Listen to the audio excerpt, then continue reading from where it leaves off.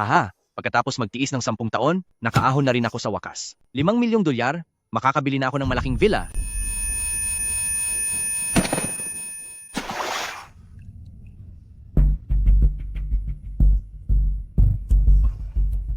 Nasaan na ang nakuha kong 5 milyong dolyar na sahod ko para sa buong taon? Anong nangyayari dito?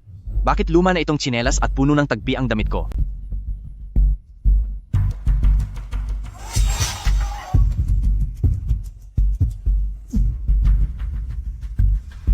Wala na ang 5 milyong dolyar? Nagising ba ako bilang isang mahirap noong taong 1983 at nakatali pa agad sa puno? Zhao Tianye, huwag kang magkunwaring wala ng malay. Ang buong baryo ay nagbantay ng 1 buwan para lang makuha ang ligaw na ginseng na yon. Ikaw ba ang nagnakaw? Pambili yun ng water pump para sa buong baryo, 500 dolyar yon. 500 dolyar. Kalahati na ng buhay ko akong nagtatrabaho ay hindi pa rin ako makaipon ng ganong kalaki. Parusahan siya. Tianye, ibigay mo na sa amin ang ginseng. Darating si Boss Ho bukas para kunin ang gamit. At kung wala tayong maibibigay, ang buong baryo natin ay tiyak na magugutom lahat. Lin Sanbao, nasisiraan ka na ba ng bait? Ang 500 dolyar na yan ay makakabili na ng 3 bisikleta. Kung ninakaw ko ngayon, dapat ay agad akong sumakay ng tren at tumakas. Bakit naman ako mananatili sa bahay para lang magpahuli? Ikaw, huwag kang mag-imbento ng kwento. Ang susi ng bodega ay nakuha sa mismong bahay mo. Kapitan, dahil sigurado kayong ako ang kumuha, sige, bigyan niyo ako ng 1 gabi. Anong gagawin mo? Puntahan niyo ako sa bundok bago sumikat ang araw bukas. Magbabayad ako sa buong baryo ng mas mahal na ligaw na ginseng. Ha ha ha, makinig kayo, akala niya siguro ang ligaw na ginseng ay parang patatas lang sa lupa na basta-basta na lang huhukayin. Ha ha ha. Ang isang taong hindi man lang marunong tumingin ng halamang gamot, pupunta sa gitna ng gubat sa hating gabi para maghanap ng ginseng? Maghahanap ka ba talaga ng ginseng? O gumagawa ka lang ng paraan para tumakas?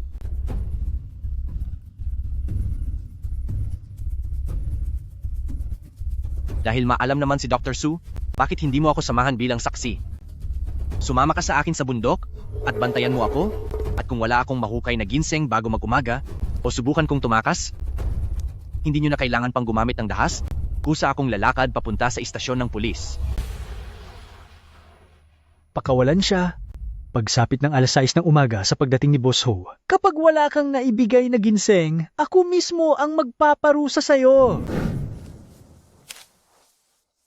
Kay lupit ng tadhana, noong nakaraang buhay ko, matapos ang mahabang pagtitiis para lang ma-promote, ay bigla na lang akong nawala. Tapos sa buhay na ito, ako pa ang pinagbibintangan sa hindi ko ginawa. Gusto niyo akong gawing panakipbutas? Asa pa kayo? Babala ng system. Ang Holographic Treasure Hunting Evaluation System ay aktibo na. Treasure hunting? Evaluation? System. Yayaman na ako sa buhay na ito.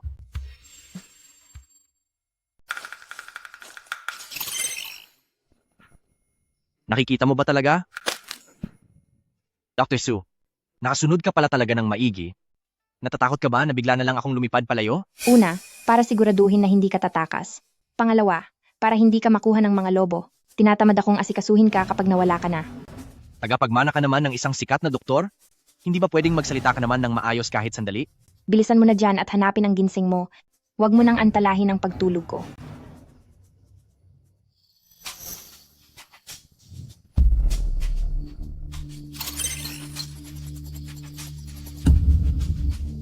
Nahanap ko na. Huwag ka nang mag-aksaya ng pagod. Itong gubatan na ito, paulit-ulit ng hinalughog ng lolo ko noon kahit isang hibla ng ginseng ay wala siyang mahabang leeg at magaspang na katawan at ang linya nito ay napakapino. Zhao Tianye, alam mo ba kung ano itong nahukay mo? Ang mahalaga lang sa akin. Kung sapat ba ang halaga nito para mabayaran ang utang kong 500 dolyar sa nayon? 500 dolyar? Minamaliit mo yata ang ginseng na ito. Ito ay isang tunay na 50 taong gulang na 4 na dahon na ginseng king. Ang presyo nito ay hindi bababa sa 1,000 dolyar. 1,000? Kung ganoon ay makakabili na ako ng malaking telebisyon at makakapagpagawa pa ng bahay na gawa sa tisa sa nayon. Huwag mong hawakan. Kapag naputol ang kahit isang ugat nito, mawawala ang bisa ng gamot at daan-daang dolyar ang mawawala sa iyo. Kahit medyo masungit ang babaeng ito, magaling talaga ang kamay niya sa pagpili ng halamang gamot. Siguradong makakakuha ako ng 1,000 dolyar nito. Punong baryo, maliwanag na ang paligid, paniguradong ang batang si Zhao Tianye ay matagal na talagang tumakas. Huwag na tayong maghintay, pumunta na tayo sa bahay niya at kumuha ng mga gamit bilang pambayad utang. Tama? Sinong nagsabing tumakas ako? Oh, naglakas loob ka pa talagang bumalik. Nasaan na ang ginseng? Huwag mong sabihin, iyang balat ng puno na pinambalot mo ay isang ginseng.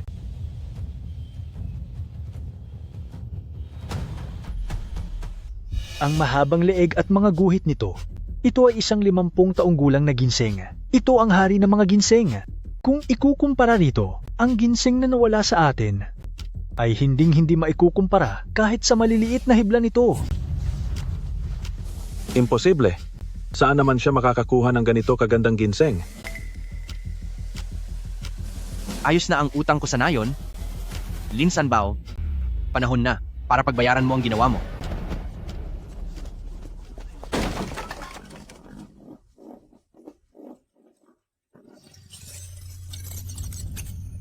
Gamit.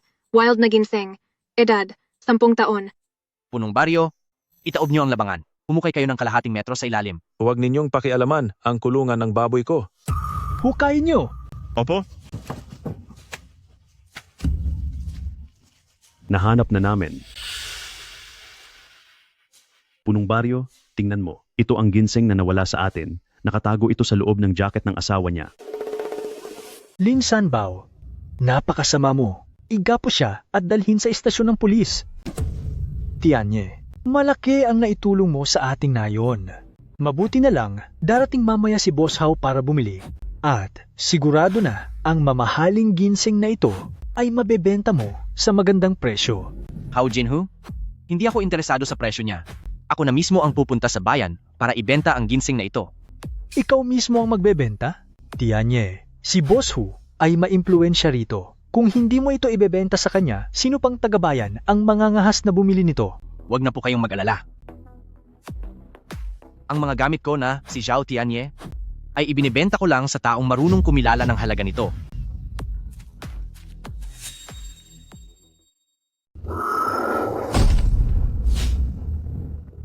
Naku, Boss Hao, dumating din po kayo sa wakas. Gaya ng dating gawi, ang lahat ng aning produkto ng nayon namin ngayong taon ay kukunin ko na lahat.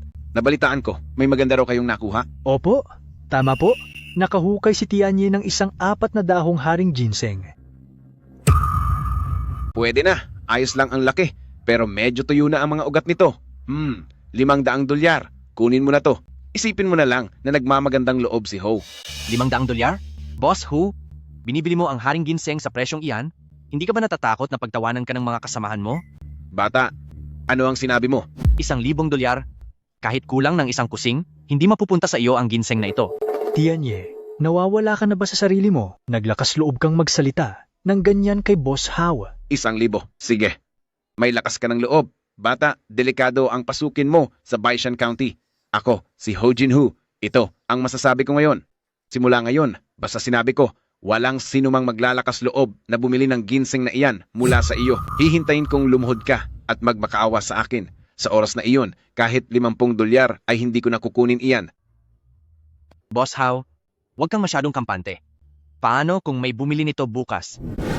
Nababaliw ka na. Napakasamang tao ni Ho Jinhu. Siya ang may hawak ng buong merkado ng aning bundok sa bayan. Kapag kinalaban mo siya, wala kang mapapala kundi kapahamakan. Hawak niya ang merkado? Iyon ay dahil hindi pa niya ako nakakaharap. Akala mo ba pagmamayari mo ang bayan? Nasa liblib na kabundukan ng Baishan. Walang masyadong balita rito. Kaya nabibigyan ng pagkakataon si Ho Jinhu, kinokontrol niya ang lahat dito. At marami ng pamilya ang nasira dahil sa kanya. Dr. Su, tatanungin kita, gaano ka-epektibo ang ginseng na ito?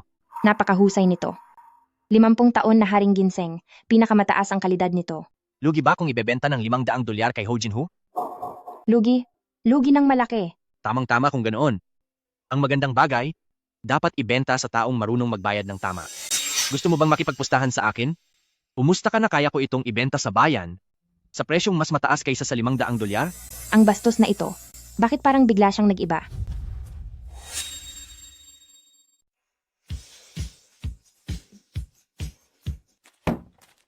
Bebenta ako. Alice! Alice! Alice! Saan galing ang palaboy na ito? Kung hihingi ka lang, huwag dito. Hindi kami bumibili ng bulok na ugat ng puno dito. Ay, grabe. Ito? Isang 4-leaf ginseng. Marunong ka palang tumingin. Magkano ang alok mo? Aba, kaibigan. Masyadong malalim ang pagkakayari mo. Nasira ang buhay ng mga ugat nito. Tingnan mo, tuyot na ang ibabaw. Hindi ba kalokohan lang ito?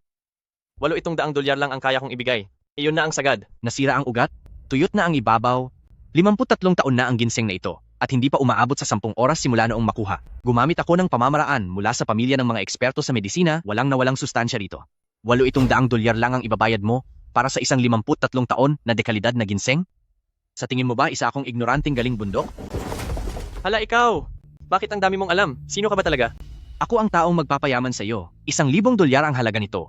Hindi ko ito ibebenta ng mas mababa roon. Diyos ko, kuya, $1,000. Kahit ibenta ko pa itong bulok kong tindahan ng buo, ay hindi ko pa rin makukuha ang ganoon kalaking pera. Kung hindi mo kaya, wag mo nang sayangin ang oras ko. Sandali lang, wag muna, kuya. Hindi ko man kaya, may kilala naman akong kayang bumili niyan. Ang mayamang negosyante na si Boss Jin mula sa probinsya ay nasa likod lang at nagkakape. Ang tatay niya ay kailangan ng lumang ginseng para mabuhay at nag-aalok siya ng malaking pabuya para makahanap nito. Ano, 53 taon na ginseng? Patingin nga. Boss Jin, $1,000? Yan ang presyo kapag ibinenta ng pakyawan sa mga dealer. Binibili nyo ito para idugtong ang buhay ng matanda. Ang tawag dito ay presyo para sa buhay. Batang lalaki, tinataasan mo ba ng husto ang presyo? Hindi ko itinataas ang presyo, tinutulungan lang kitang kuwentahin ito. Ang ginseng na ito, makapalang ugat, pino ang mga linyang, parang alambre. Ang bisa nito ay higit pa sa karaniwang 50 taong gulang na ginseng dahil doble ang lakas nito. Nag-alok ka ng malaking pabuya sa probinsya, bawat araw na lumilipas, lalong nalalagay sa panganib ang buhay ng matanda. Ang dagdag na 30% na bisa nito, ang bumibili sa buhay ng tatay nyo at pagpapakita rin ng katapatan nyo, Boss Jin. $2,000, hindi na pwedeng bawasan. Magaling na bata, may lakas ng loob at may matalas na paningin. Malinaw ang iyong pagkukuwenta. Sige, 2,000 kung 2,000. Biauzi, pumunta ka sa sasakyan sa likod ng bakuran para kumuha ng pera. $2,000. Ito ang balato mo. Kuya Tianye, ito. Sobrang laki naman nito. Kapag sumama ka sa akin, barya lang ang mga iyan. May galing ang taong ito. Kung makadikit lang ako sa kanya sa Baishan County, kapit sa matatag, tiyak na yayaman na ako si Biauzi. Kuya Tianye, mula ngayon sa Baishan County, itong buhay ko, si Biauzi, ay para sa inyo na. Kahit saan niyo ako utusan, susunod po ako agad. Umupa ka ng truck, bumili ng telebisyon, at sumama sa akin pabalik sa baryo. Masusunod po. Boss, iwan niyo na sa akin ito.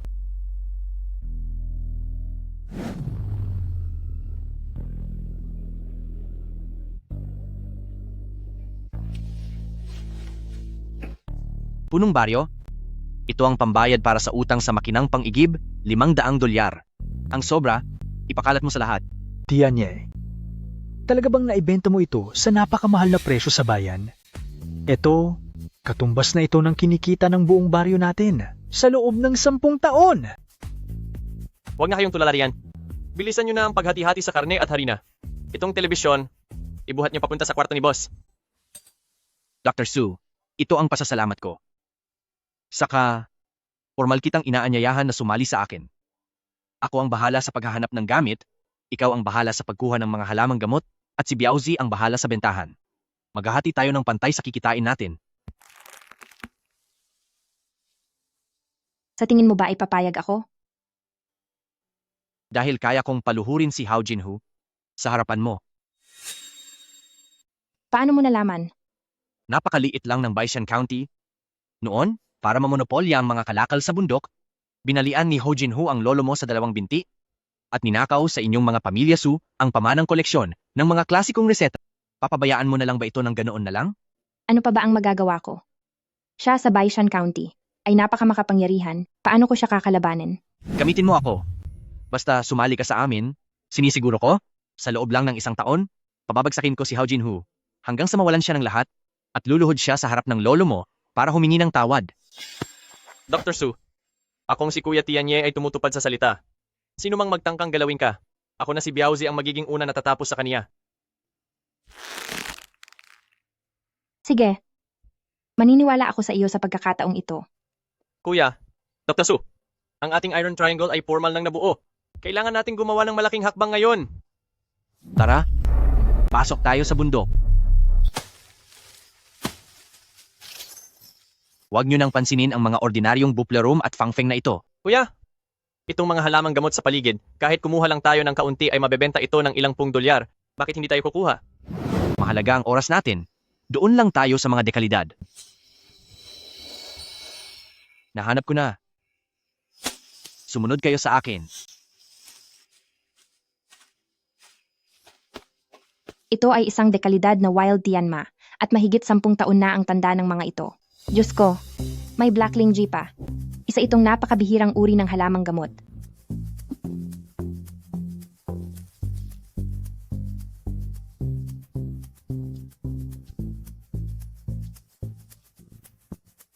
Kuya, Dr. Su, napakalaki ng nakuha natin sa biyaheng ito.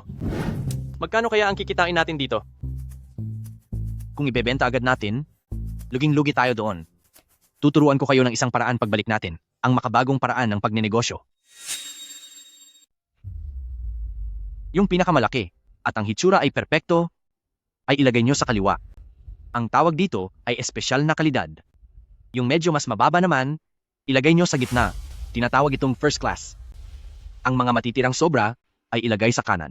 Boss, hindi ba sabay-sabay namang hinukay ang mga ito? Bakit kailangan pang paghiwalayin at magpakapagod dito? Bakit hindi na lang ibenta ng kilo-kilo lahat? Ang tawag dito ay grading. Kapag pinagsama mo itong ibebenta, ibababa lang ng mga mamimili ang presyo batay sa pinakamababang kalidad. Pero kapag hiwalay, itong mga espesyal na kalidad ay maibebenta ng napakamahal para ito sa mga mayayaman na walang paki sa laki ng gagastusin. Tama ka po. Sa ganitong paraan, mas lalaki ang kikitain natin at makakagawa pa tayo ng sariling kalidad para sa ating standard.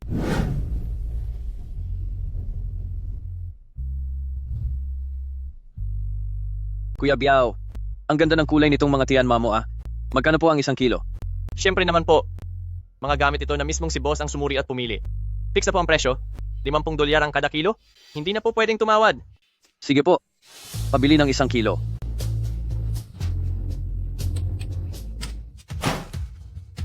Boss, ubos na yung mga katamtamang klase. Kumita tayo ng eksaktong 3,000 dolyar. Panimula pa lang ito. Hindi ko pa nilalabas ang mga espesyal na klase. Kaunti na lang ang magagandang klase sa labas ng Qianshan. Bukas pupunta tayo sa gubat ng baboy ramo. Sa gubat ng baboy ramo, doon ay laging may mga mababangis na hayop. Kahit ang mga veteranong mga ngaso ay hindi nangangahas pumasok doon. Nasa panganib ang tunay na kayamanan. Maniwala ka sa akin? Sa lugar na iyon, may makukuha tayong mas malaking kita. Babala ng sistema. May natuklasang pambihira at mamahaling halamang gamot. May halagang 4 na bituin.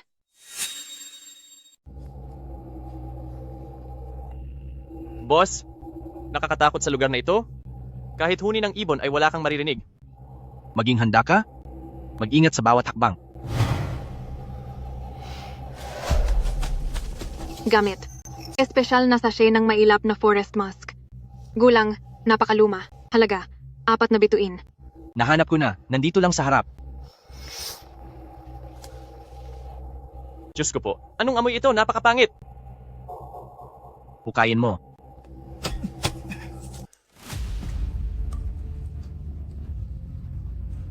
Boss, isusugal mo ang buhay mo para lang sa tuyot na bola ng karne na ito?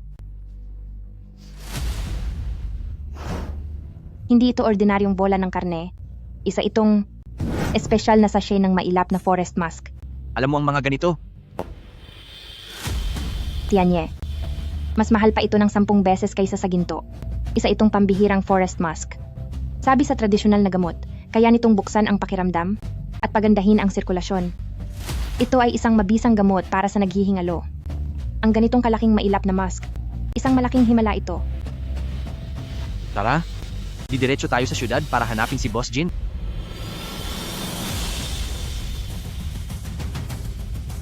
Isang himala. Sa loob ng maraming taon kong pangongolekta ng gamot, ngayon lang ako nakakita ng ganito kalaki at kadalisay na sachet ng mailap na forest musk. Kaibigang Tianye, ang huling ibinigay mo, na 53 taon na wild ginseng, ay nagamit lang para panandali ang madugtungan ng buhay ng aking lolo. Pero ang espesyal na forest musk na ito ay ang pangunahing sangkap sa sinaunang formula ng Anggong Niu Huang Pil. Ito ang susi para makabawi ang aking lolo. Presyo lang ang mahalaga sa akin. 10,000 dolyar. Sige, deal. Pero Boss Jin, mayroon pa akong isang kondisyon. Ano yun? Inarangan ni Ho Jin Ho sa Baishan County ang mga bentahan ko. Gusto ko lang makarinig ng isang salita mula sa inyo, Boss Jin. Simula ngayong araw, ang lahat ng gamit na makukuha ko ni Zhao Tianye sa Baishan County ay tatanggapin lahat ng pamilya Jin ng walang reklamo. Ha, akala ko naman kung ano ng malaking problema. Isang hamak na tagalabas mula sa maliit na bayan, may lakas ng loob na harangin ang mahalagang panauhin ng pamilya Jin, kaibigang Tianye. Tandaan mo, basta't dekalidad na kayamanan ang ilalabas mo, kahit gaano pa karamihan, kukunin yan ng pamilya Jin lahat. Bilangin niyo po. Ang reputasyon ng Kuya Jin ay talagang pinagkakatiwalaan ko. 10,000 dolyar. Boss, mayaman na tayo. Tayo ang kauna-unahang pamilyang milyonaryo sa buong bayan. Kahit pagsama-samahin pa ang lahat ng mga ninuno ni Biaozi ay hindi pa nakakakita ng ganito karaming pera. Boss, paano mo balak hatiin ang perang ito? Hindi ito hahatiin. Ang 10,000 dolyar na ito ay magsisilbing panimulang puhunan natin. Bukas, pupunta tayo sa pinakaabalang kalye sa bayan, uupa tayo ng pwesto at magbubukas ng shop. Gusto kong ipakita kay Ho Jin Ho kung ano ang totoong negosyo. Siguraduhin mong malinis na malinis ang mga salamin. Ayusin mo ang anggulo ng mga spotlight sa loob. Para ang mga dumadaan sa labas, ay agad na makikita sa display ang mga pinakamahuhusay na halamang gamot natin. Boss, ang mga malalaking bintana ng salamin at spotlight na ito ay sobrang mahal yata. Ang mga tindahan dito sa bayan ay basta na lang inilalagay ang mga gamit sa kahoy na istante at okay na sila doon. Masyadong luma at pang probinsya yon. Ang gagawin natin ay isang high-end na tatak. Ang magandang pag-impake at display ang magiging unang hakbang natin para umangat sa iba. Napakagaling mo talaga, boss. Boss How, hindi lang dahil hindi natigil ang bentahan ng lalaking iyon, nakuha pa niyang magbukas ng tindahan mismo sa tapat natin. Sa teritoryo ko pa talaga niya gustong makipagkompetensya? Zhao Tianye, napakalakas ng loob mo. Mga kababayan, grande na ang pagbubukas ng Tianye Kizen ngayon. Ayos lang kahit pumasok kayo at hindi bumili. Libre ang tikim ng Bundok Changbay Special Health Tea. Ang unang 50 papasok ay makakakuha ng libreng isang bag ng red dates.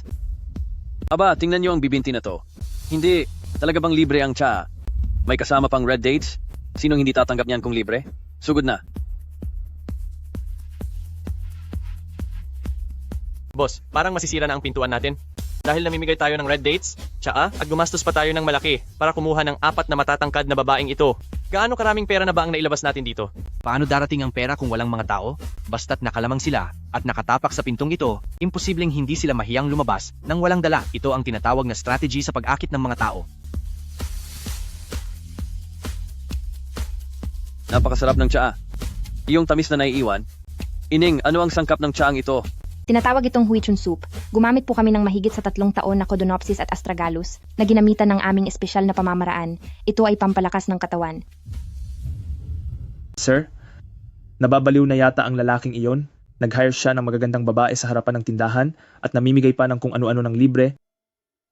Lahat ng mayayaman sa probinsya ay nandoon na sa kaniya. Ang tindahan naman natin kaninang umaga, wala man lang pumasok na kahit isa. Namimigay ng kung ano-ano para lang sumikat, gumagastos ng kaunti para makahuli ng malaking isda. Ang ganitong galawan ay hindi parang naisip lang ng isang pulubing mula sa maliit na nayon. Sir, kayo po. Ihanda ang sasakyan. Pupunta tayo sa Tianye Kizen. Gusto kong makita ng personal kung ano ba talagang kakayahan ng lalaking iyan.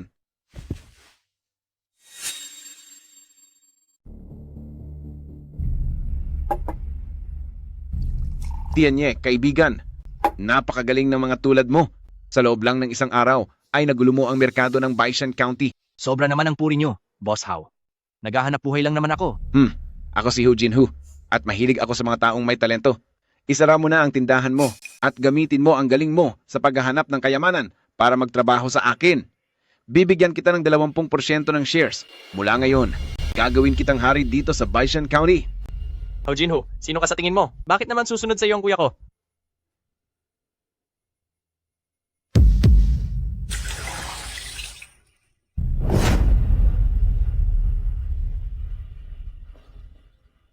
Zhao Tianye. Alam mo ba kung anong ibig sabihin kapag ang alak ay ibinuhos sa sahig? Alam ko, para iyan sa mga wala na. Isipin mo na lang na pauna itong regalo para sa katapusan ng negosyo mo, Boss Hao. Boss Hao, masyadong maliit ang lugar mo? Hindi ako nababagay dito. Ang merkado ng Baishan County, ako ang kukuha ng pinakamalaking parte. Biaozi, tara na. Matigas talaga ang ulo mo. Maglabas kayo ng utos, iharang nyo ang lahat sa bundok at putulin ang lahat ng supply niya.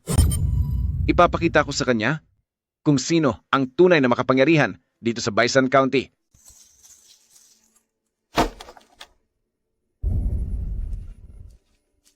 Sino man ang magtangkang magbenta ng paninda kay Zhao Tianye, sisirain ko ang mga bahay ninyo. Wala nang stock, ubos na lahat. Ngayong umaga, yung 3 supplier na kinausap natin ay ibinalik pati ang down payment natin. Mas gusto pa nilang magbayad ng multa kaysa magpadala ng mga supply sa atin. Masyadong mabilis maubos ang rejuvenation soup sa shop at ang stock nating Codonopsis at Astragalus ay tatagal na lang ng 2 araw.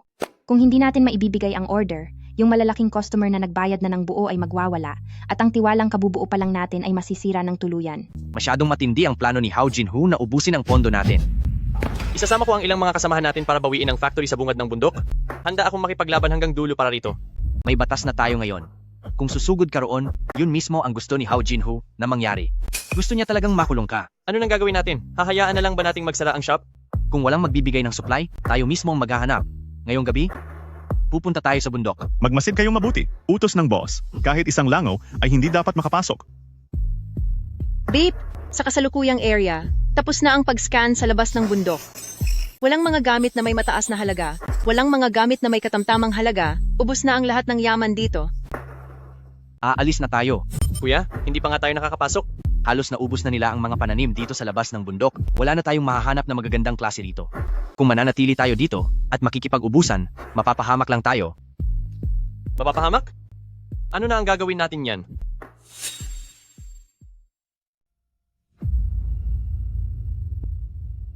Walang makukuha rito sa paanan ng bundok. Kaya pupunta tayo sa pinakaloob nito. Sa pinakaloob? Kuya, nababaliw ka na. Ang lugar na iyon, kahit mga tao, pati ang mga veteranong mga ngaso ay hindi nangangahas pumasok. Nabalitaan ko na may mga mailap na oso roon at may lason pa ang hangin. Ang sinumang pumasok ay hindi na nakikitang lumalabas ng buhay. Walang nangangahas pumunta. Pero ibig sabihin nito ay may nakatagong isang kayamanang hindi pa kailanman nagagalaw sa loob nito. Sinumang makapasok, mapapasa kanya ang kayamanang ito. Sa oras na makatapak tayo roon, para na nating inangkin ng mag-isa ang lahat ng yaman sa loob ng bundok. Gawin na natin to, kuya. Nangako na akong si Biaozi. Kung saan ka tuturo, kuya, doon ako pupunta. Bahala na kung maging pagkaiman tayo ng mga baboy ramo.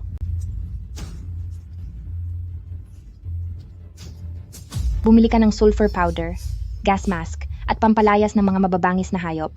Dahil itataya natin ang ating buhay, dapat tayong maging handa.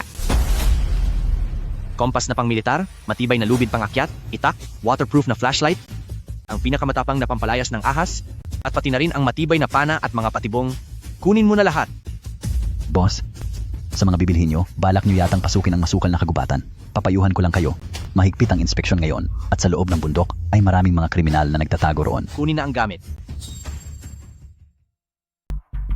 Sir Hao, may magandang balita. Ang lalaking iyon, na si Zhao Tianye, ay wala nang mataguan dahil sa atin, kasama ang kanyang tauhan at ang manggagamot sa nayon, bumili sila ng maraming gamit at tumuloy na sila sa malalim na kagubatan.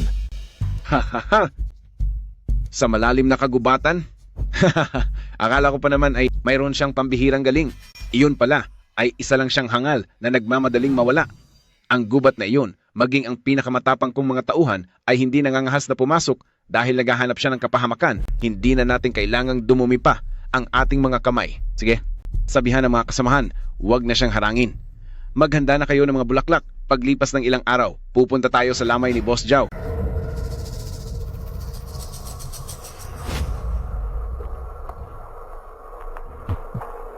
Beep, may nakitang mataas na antas ng enerhiya. May mga pambihirang kayamanan sa unahan, ang dami ay nasa 4 na bituin, ang antas ng panganib ay 4 na bituin din.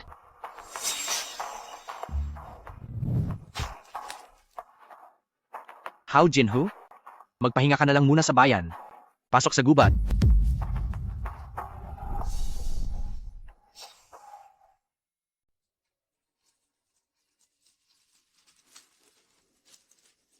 Boss, nakakatakot ang hamog na ito.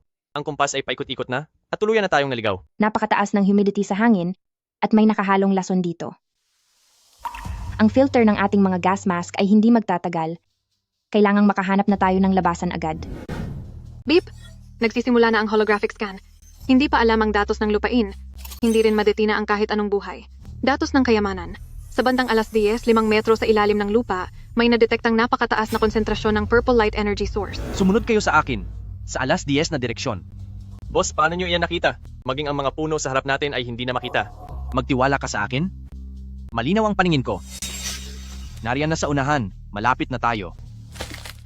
Mumatras kayo.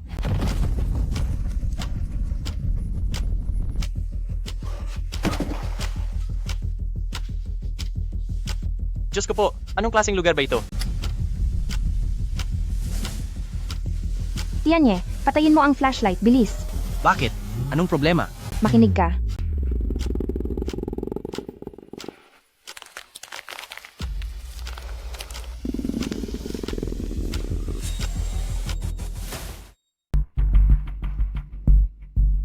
Anak ng tapalan.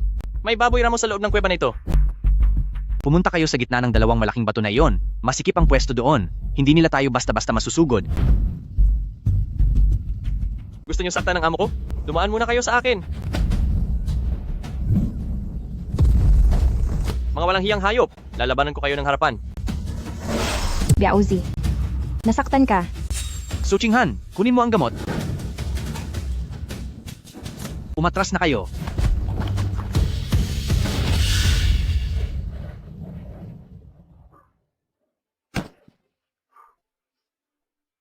Huwag kang malikot.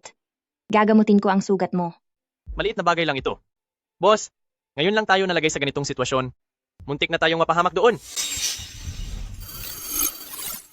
Biauzi, nagkakamali ka. Hindi lang tayo nakaligtas. Kung hindi, yayaman na tayo ng husto.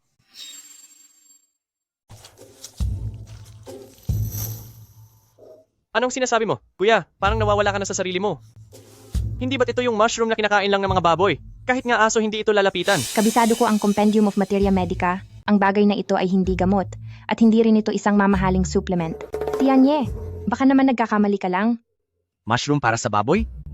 Sa Baishan County noong dekada 8, totoong kahit aso ay hindi kakain yan. Pero sa kabilang bahagi ng mundo, doon sa Europa, sa hapagkainan ng mga pinakamayayaman, ang tawag dito ay black truffle.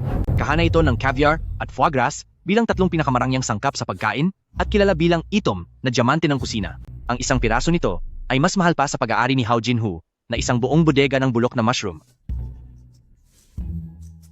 Hukayin nyo. Lahat ng black truffle na nandito, hukayin nyong lahat para sa akin.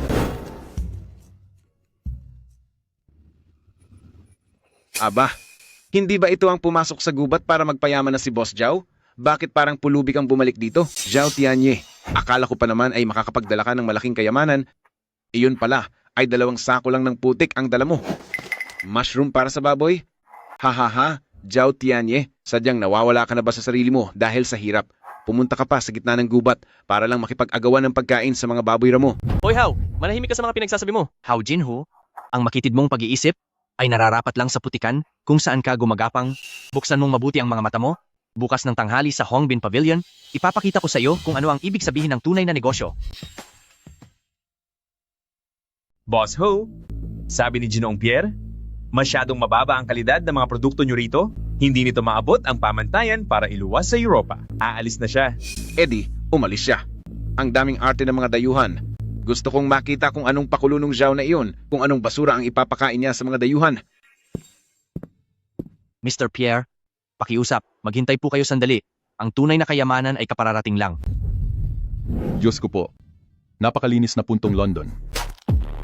Sa maliit na bayang ito na wala man lang kape, isang liblib na lugar sa silangan, mayroon talagang tao rito na nakakapagsalita ng Ingles nang ganoon ka-perpekto.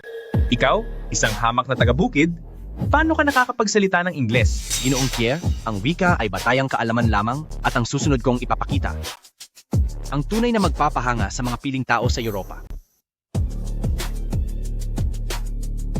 Pinakapremyong ligaw na black truffle mula sa isang hindi kontaminadong birheng kagubatan. Subukan niyong amuyin. Ang bangong ito, Mas matapang pa kaysa sa mga galing sa Alba. Ito ay dekalidad, isang himala. Ilan ang mayroon ka? Kukunin ko ang lahat kahit magkano pa ang hilingin mo. $100 bawat libra sa pamamagitan lamang ng foreign exchange certificate. Selyado na ang usapan.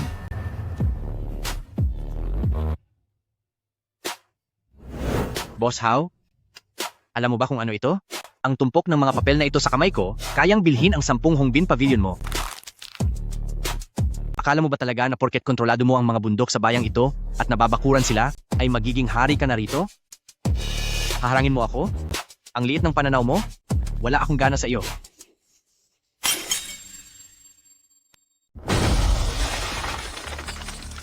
Foreign exchange certificate? Isa lang siyang hampas lupa na galing sa nayon. Paano siya kumikita ng ganyang pera? Uminahon po kayo, mahal na hari. Masuwerte lang talaga ang batang iyon. Nakakuha siya ng mga pambihirang gamit na gusto ng mga dayuhan. Pero ubos na rin ang mga paninda niya. Bakit hindi tayo maglagay ng harang sa bundok? Walang silbi ang mga harang na iyan. Napakalawak ng kabundukan. Sa tingin mo ba, maharang natin sila? Kahit pa makuha niya ang mga iyan, kailangan niya pa rin mailabas ang mga ito. Sige na, tawagin mo lahat ng driver ng truck at mga driver ng traktora sa buong distrito. Ipaharap mo silang lahat sa akin. Sino man ang magtangkang tumulong sa kanya na magluwas kahit isang butil ng bigas papuntang lungsod, ibig sabihin ay kinalalaban niya si Ho Jinhu. Gagawin kong bulok ang lahat ng karga niya dito mismo sa loob ng bayan. Kuya, napakawalang hiya talaga ng matandang iyon na si How. Halos mapatid ang ugat ko sa paglalakad. Pero pati ang mga kalesang panghakot ng basura sa bayan, marinig lang ang pangalan natin, ay agad na umiiwas. Kahit pa yung duling sa post office na orihinal na autor na si Matandang Lee, ay nilak ang kanilang pintuan. Tianye, masyadong maraming ginseng at antlers ang nakatambak dito. Kung walang maayos na bentilasyon at hindi ito mabibilad, sa loob lang ng wala pang kalahating buwan, mawawala na ang bisa ng gamot nito. Lahat ng pera natin ay nakasalalay na rito. Kung amagin lang ito, siguradong lugi na ang negosyo natin. Akala ba ni Hao Jinhu porket hinarang niya ang transportasyon, ay mapipigilan na niya ako? Kuya, bakit ka tumatawa? Imposible namang magkaroon ng pakpak ang mga paninda natin para makalipad paalis. Dahil hindi tayo makapaglabas ng maramihan, huwag na tayong mag-focus sa maramihan. Sibuyas? Anong kinalaman ng sibuyas? Hindi ba halamang gamot ang binebenta natin? Kailan pa tayo lumipat sa pagtitinda ng sibuyas? Dapat tayong humanap ng bagay na maliit lang, napakamahal ang halaga, yung kayang bitbitin ng isang tao sa backpack, yung magbibigay sa atin ng ilang daang libong dolyar na kita, yung talagang dekalidad. Ang ibig mo bang sabihin ay ang espesyal na mantika ng palaka sa bundok o ang tinatawag na snow hashima? Narinig ko na iyan sa lolo ko, para itong gintong likido, kahit isang maliit na supot lang, katumbas na nito ang halaga ng isang buong silid na puno ng gamot. Pero napakapihikan ng bagay na iyon, tumutubo lang ito sa pinakamalamig na parte sa dulo ng snowy forest, kahit ang mga veteranong mga ngaso ay takot makipagsapalaran doon kapag taglamig. Kung ang iba ay natatakot, tayo, lalaban. Hindi ba hilig ni Ho Jinhu ang mag-block ng daan? Ngayon, sisiguraduhin kong kahit anino natin ay hindi niya makikita. Ihanda ang mga gamit. Pupunta tayo sa Snow Mountains.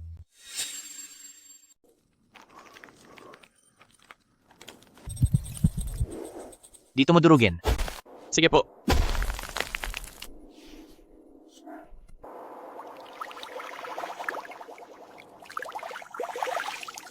Itong basurang palakang ito lang. Kuya, nagpakahirap tayong pumunta rito sa may niebe para lang hulihin ang mga ito. Sa mga kanal sa probinsya, marami nito kahit saan. Ang nasa mga kanal ay ordinaryong palaka lang. Ito ang bundok Changbay na pinakapiling klase. Sa loob ng tiyan nito, may nakatagong kayamanan na mas mahal pa sa ginto.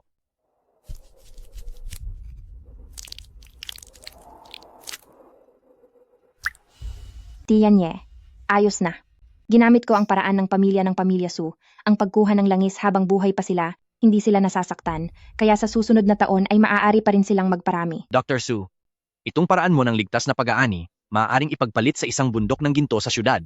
Kaunti lang ang mga ito. Itong ilang bote na ito kapag pinagsama-sama, mas kakaunti pa sa kinakain ko sa isang kainan. Totoo bang nagkakahalaga ito ng ilang daang libong dolyar? Biausi, sa mamahaling merkado, kung ano ang mas purong sangkap, iyon ang mas mahalaga. Noong unang panahon, iniaalay ito sa hari. At sa panahon ngayon, isa itong pampaganda para sa mga pinakamayayamang babae. Ang 1 gramo nito ay katumbas ng ginto sa syudad. Dahil dito, ang ginagawang harang ng Ho Jinhu sa pagpapadala ay magmumukhang biro lang. Halika na, atras na tayo.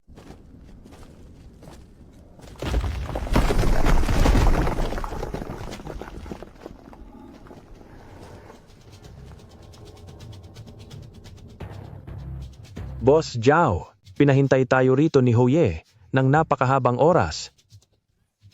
Hayop ka. Ang mga tauhan ng Ho Jin Ho, paano nila tayo nahanap dito? Sabi ni Huye, basta't kalsadang patungo sa may niyebe, ipababantay niyang maigi sa lahat ng aming tauhan. Boss Zhao, ihagis mo rito ang bag ng mga produkto at parusahan mo ang sarili mo sa pamamagitan ng isang kamay. Pababayaan ko na kayong bumalik sa bayan. Kung hindi, itong lugar na puno ng niebe ang magiging libingan ninyo. Tianye, nasa itaas silang posisyon. Wala tayong laban kung susugod tayo. Kainis? Ang sistema ay nakakaskan lang ng mga kayamanan sa ilalim ng lupa, pero wala itong babala para sa mga kaaway. Naging pabaya ako sa pagkakataong ito.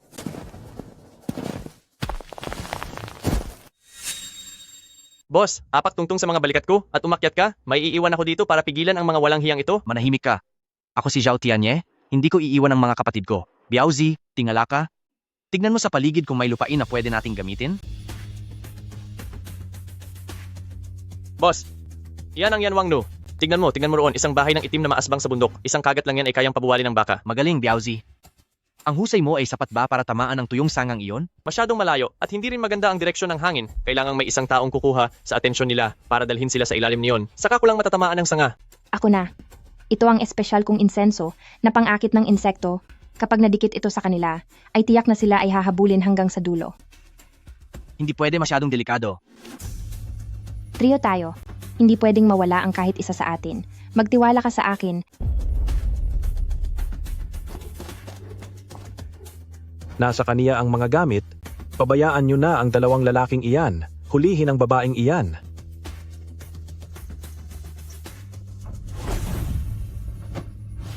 Biaozi, tira na.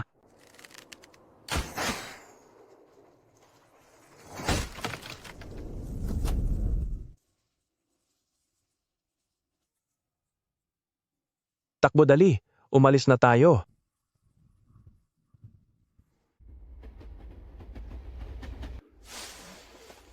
Talo na, ito ang truck na papunta sa syudad. Hinding-hindi maiisip ni Ho Jin Ho na dadaan tayo sa linyang ito.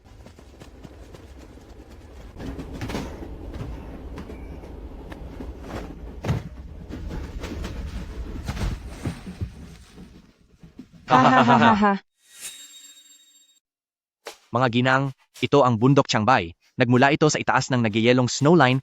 Hindi ito gaya ng mga hamak na produktong nabibili lang sa palengke. Ito ay tunay na ginto. Aba, mukhang may hitsura ang binata, pero marami na kaming nakitang ganito. Anong nakakamangha rito? Tama po kayo, hindi na bago ang karaniwang produktong ito. Pero itong hawak ko, 300 gramo lang ang nalilikha nito sa isang taon. 50 gramo lang ang dala ko ngayon. At ibebenta ko lang ito sa 3 pinakamataas na klase ng mga panauhin sa club. Limited edition at pipili ka pa ng pagbebentahan. Dahil tanging ang mga marunong mag-alaga sa sarili at mga tinitingalang kilalang ginang lamang ang karapat-dapat sa ganitong kayamanan. Ang epekto nito sa inyong kagandahan ay mapapatunayan ninyo kapag sinubukan nyo na, pero pasensya na po. Puno na ang listahan para sa araw na ito. Kung gusto ninyo, kailangan nyo nang magpa-reserve para sa susunod na buwan. Anong susunod na buwan? Magbabayad ako ng dobleng presyo at kukunin ko na ang 50 gramo na iyan ngayon? Bakit sa'yo lang mapupunta ang lahat? Magbabayad ako ng 3 beses na halaga. Diyos po, kuya, yung mga nakuha natin matapos tayong magbuwis buhay sa gitna ng kabundukan, ay ganito pala kamahal ibenta rito sa probinsya. Higit sa 100 beses ang tinaas ng tubo natin. Tianye, yung taktika mong hunger marketing, nakakatakot pala. Yung mga ginang na iyon, hindi lang kusa at bukal sa loob na naglabas ng pera, kung hindi ay pakiramdam pa nila ay malaki ang utang na loob nila sa iyo. Simula pa lang ito. Sa maliit na bayan, tayo ang Ho Jin Ho, nakawawa at walang laban, pero dito sa syudad, ako ang hahawak ng kapangyarihan. Bukas, ang Tianye Treasure Pavilion ay formal nang magbubukas dito sa syudad. Tuluyan na akong makakawala sa monopoly ng Ho Jin Ho. Sir, talo na silang Scarface. Nasa ospital na silang lahat. Buhay pa rin si Zhao Tianye at sumakay pa siya ng tren papuntang syudad. Kumita siya ng $50,000 at bukas na bukas din ay magbubukas na siya ng bagong tindahan sa Antique Street. Nung wala na ang malalakas na kalaban, tsaka nagmalakas ang mga mahihina. Akala ni Zhao Tianye, ang negosyo ko sa Ho Jin Ho ay hanggang Baishan County lang, kaya naglakas loob siyang magpasikat sa syudad. 10 taon ko nang kontrolado ang industriyang ito. Lahat ng pinakamalalaking tindahan ng gamot sa syudad, hindi ba't lahat sila sa akin lang umaasa? Akala ba niya sa tulong ng ilang pirasong gamit lang ay kaya na niyang sirain ang laro ko?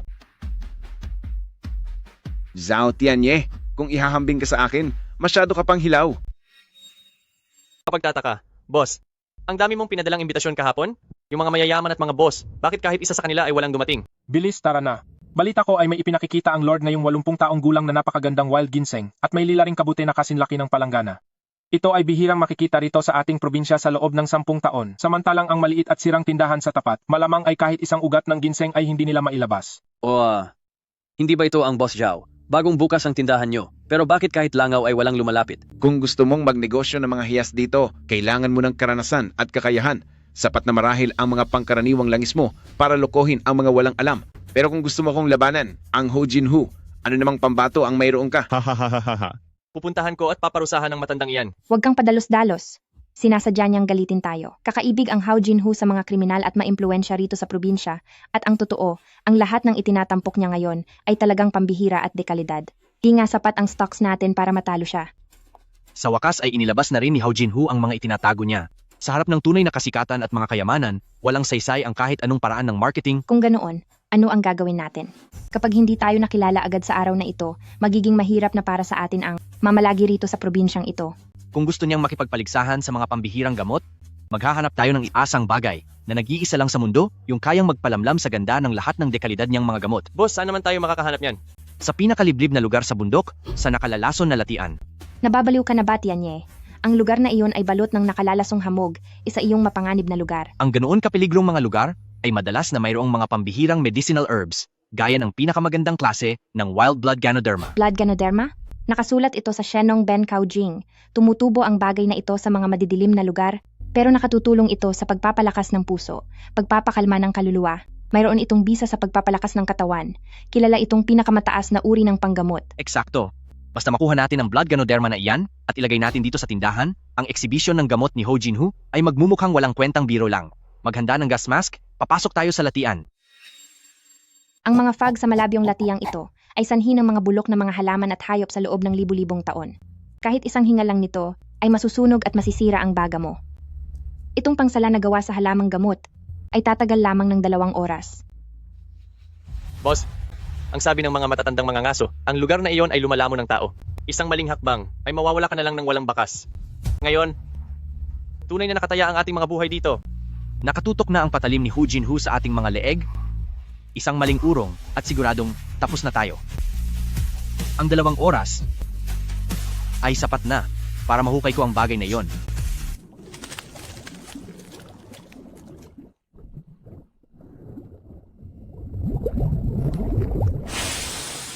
Nakakakilabot naman ang hitsura ng lugar na ito.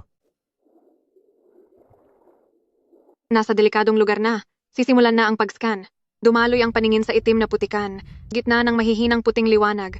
Sa gitna mismo ng latian, may tila pintig ng pulang liwanag na nakakasilaw. Naglalabas ng matinding enerhiya ng buhay. May nahanap ako sa harapan, 1,000 metro mula rito.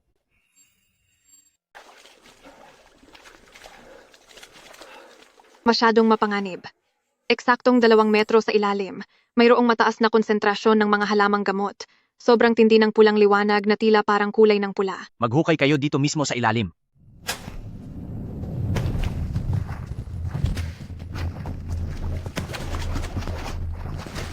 Biaozi, kumapit ka. Biaozi, ibigay mo sa akin ang kamay mo.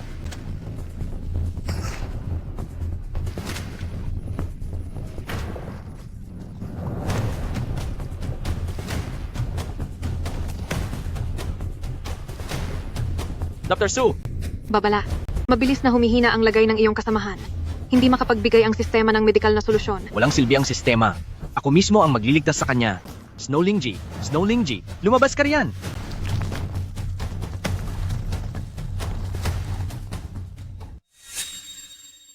Inumin mo ito?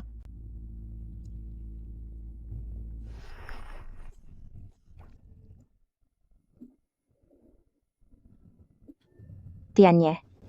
Buhay ka na. Basta't buhay ka, maayos na ang lahat.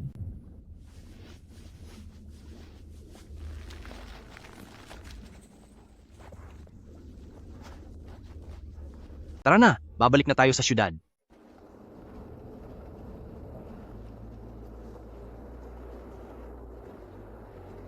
Kuya, sa biyaheng ito, para tayong kumuha ng kung anuman mula sa bingit ng kamatayan. Bakit kailangang matakot? Dahil ngayong araw, papahiyain ko si Ho Jin-Woo sa harapan ng lahat. Mga bossing mula sa syudad, tingnan ninyo itong pambihirang halamang ito. Ito ang yaman ng pamilya Ho sa Baishan. Tingnan nyo ang lalaking Zhao na iyon sa tapat. Napakayabang kong magsalita. Ngunit anong nangyari? Pagbubukas pa lang ng bago niyang tindahan, kahit anino niya, ay hindi man lang makita. Ha ha ha ha? Siguradong takot na takot iyon at nagtatago na ngayon sa kung saang lungga.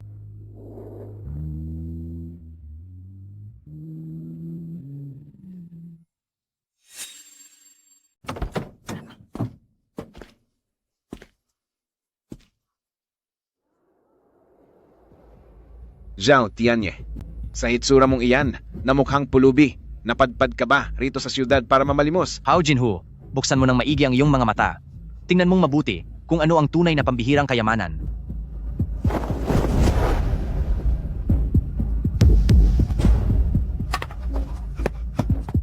Ang hugis nito ay parang mga ulap at ang kulay ay matingkad na pula gaya ng dugo. Isa itong napakagandang klase ng mailap na Snowling-G. Ang ganito kalaking mailap na Snowling-G na may kakaibang kinang ay siguradong pinakamahalaga sa lahat. Boss Zhang, itong Snowling-Z na ito, bibilhin ko ng 100,000, hindi? Ibenta mo sa akin ng 200,000 dolyar. Mga Ginoo, itong pambihirang Bloodling-Z ay pagmamay-ari ng aking Tianya Treasure Pavilion at ang pinakakayamanan ng aking tindahan, hindi ito ibebenta. Ngunit para sa lahat ng aking mga VIP na customer, makakatanggap kayo taon-taon ng isang patak ng purong katas mula sa Bloodling-Z na ito.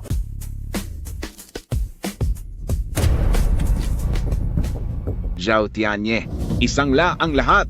Iubos ang lahat ng pera, walang ititira kahit 1 sentimo. Amo, ano po ang balak ninyong gawin?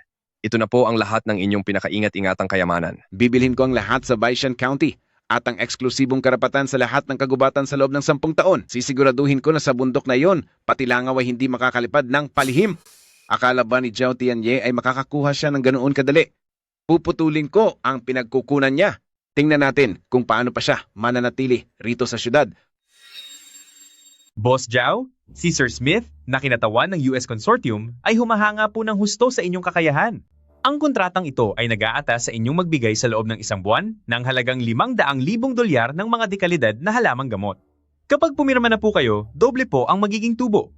Mumurahing tanso ang relos na ito, pati balat ay nangingitim sa kupas. Isang dayuhang kumakatawan daw sa US Consortium, pero peke ang suot. Ho Jin-Woo, masyadong palpak ang pagkakalatag ng plano mo. 500,000 dolyar na halaga ng supply, sige, pipirma ako. Pero dahil sa laki ng order na ito, kailangan ko muna ng patunay. Anong klaseng patunay? Gusto ko ng 50,000 dolyar na down payment at kailangang cash. Kulang ng isa, hindi ako pipirma. 50,000? Nang hold up ka ba? Magaling pala mag-Mandarin si Sir Smith. May punto pa ng probinsya.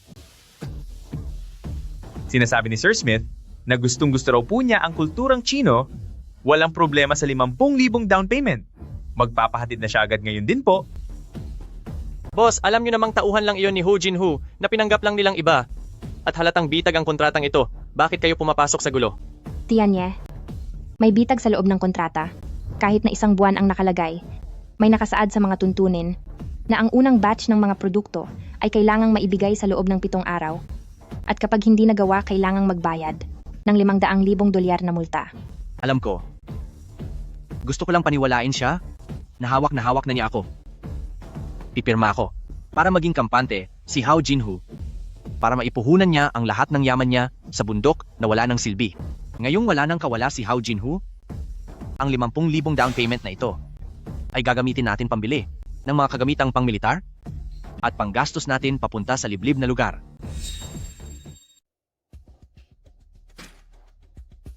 Tingnan nyo ng mabuti. Sa bundok ng Baishan County, ito ang eksklusibong permit sa pangungontrata. Simula ngayong araw, ang bundok na ito ay pagmamay-ari na ni Ho. Kapag walang pahintulot ni Sir Ho, kahit 1 damo lang, ay huwag nyo nang asahang mailabas nyo pa. Layas?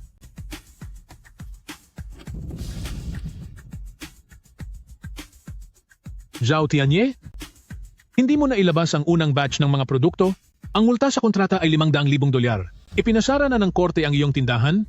Maging ang iyong mamahaling sangkap ay kinumpis ka na rin. Isa ka na lang pulubi ngayon. Papatikimin kita ng kamay ko, manloloko ka. Biausi, huwag kang padalos-dalos. Makukulong ka kapag nanakit ka ng pulis.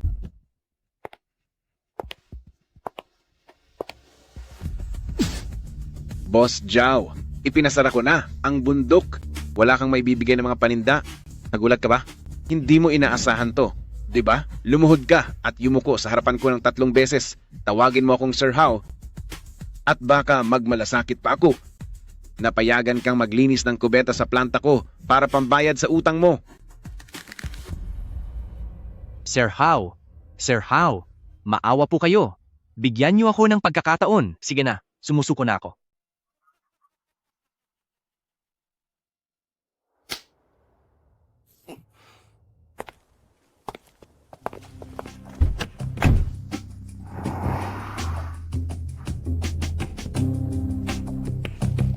Boss, ayos ba ang acting ko? Kumusta ang pag-arte ni Kuya? Napakahusay. Tianye, napasara na ang tindahan. Pati ang mga paninda ay nakuha na rin.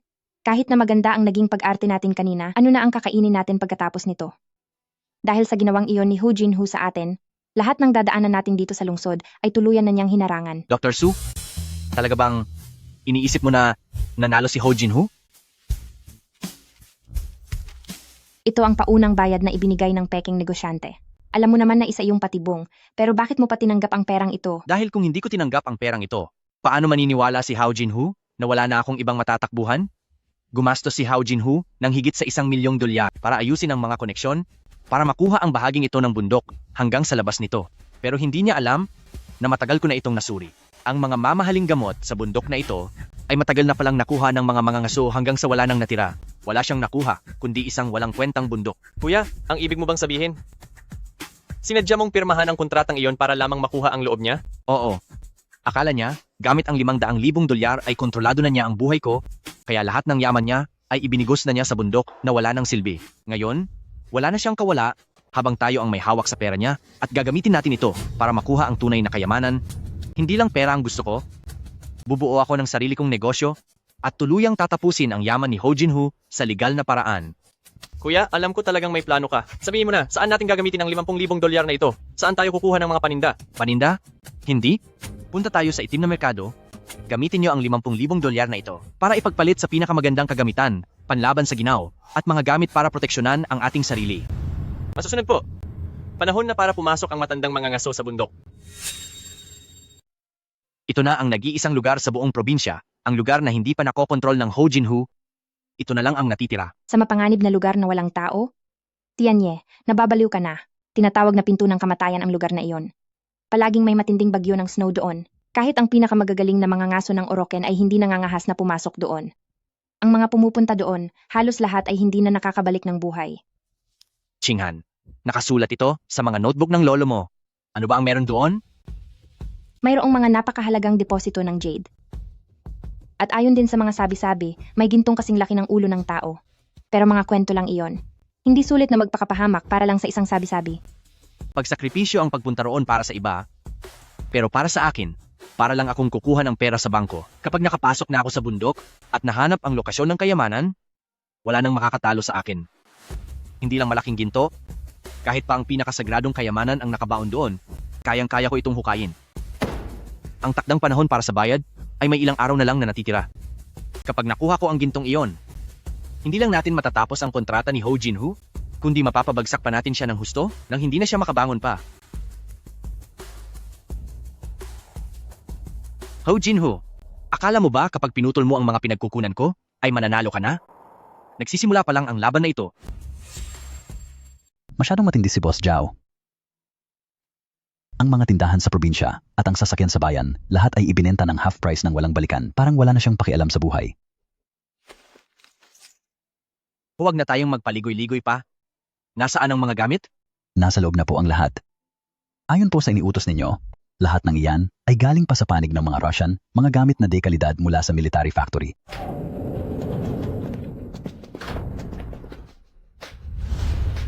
Grabe ang galing nito. Boss, dahil sa mga ito, kapag may nakasalubong tayong mababangis na hayop sa ilang, hindi na tayo matatakot. Naghanda rin ako ng pinakamataas na dosis ng adrenaline at gamot sa kagat ng ahas, hanggat may hininga pa. Kayang-kaya ko kayong iligtas kahit nasa bingit na kayo ng kamatayan. Sa paglalakbay na ito, wala nang atrasan, maaaring makabalik tayong may daladalang kayamanan upang paluhurin at pasukuin si Hao Jinhu. O kundi naman, ay magsama-sama tayong mawala rito sa kabundukan. Sa mga natatakot, may oras pa para umurong. Ang buhay ko ay utang ko sa inyo, boss. Laban na ito. Nagkasundo na po ang bawat isa.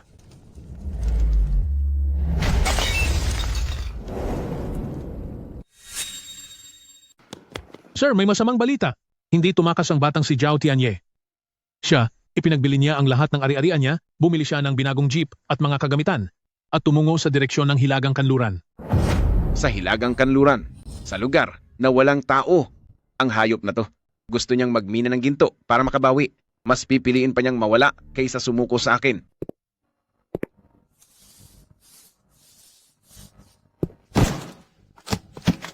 Tuyan. $100,000 para parusahan ang 3 tao. Sir, mahigpit ang inspeksyon ngayon. Masyadong mainit ang sitwasyon at nagtatago muna ang mga kasamahan natin. Dahil nga mahigpit ang lahat, ang lugar na iyon ang walang nagbabantay. Gusto kong harangan niyo sila sa pasukan, itali sila sa puno at hayaang halos manigas sa lamig. Gusto kong ipaalam sa kanila ang kahihinatnan ng pagbangga sa akin ni Ho Jinhu.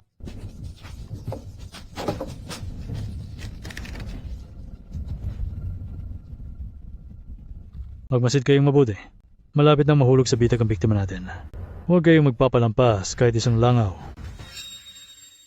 Bago matapos ang palugit sa multa, mayroon na lang natitirang huling 24 na oras. Biaozi, bagalan mo ang takbo. May hindi maganda sa unahan. May ambush. Boss, nakaharang ang daan. May mga tao sa magkabilang gilid ng bundok. Mga bataan ito ni Hao Jinhu. Biaozi, nakikita mo ba ang pinakamahinang dugtong ng troso doon sa harap? Nakita ko po. Huwag kang hihinto. Todo mo ang tapak sa silinyador. Banggay mo sila.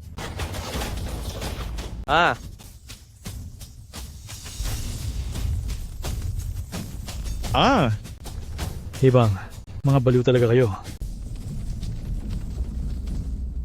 Hao Jinhu, pagdating ng araw na makaalis ako rito, tapos na ang maliligayang araw mo.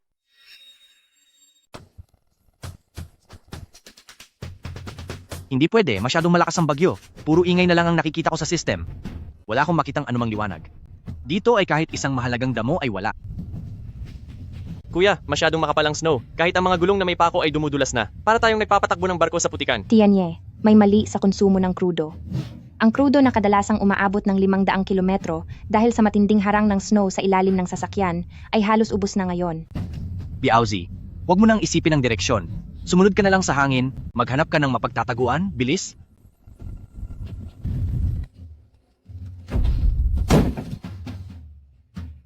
Kuya, nasira na ang makina. Tulyo na ang sasakyan natin. Wala na ito.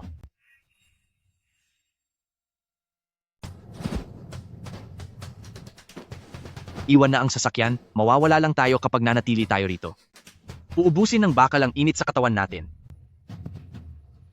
Chinghan, huwag kang matulog. Kapag natulog ka, baka hindi ka na magising. Tianye, ibaba mo na ako.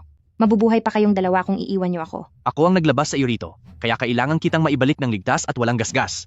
Biaozi, sa bundok ka lumaki? Nasaan ang masisilungan dito? Doon, hindi tama ang daloy ng kapal ng niebe sa dako roon. Siguradong may mabatong kanal sa ilalim niyan o baka kubang yelo. Sumunod kayo sa akin.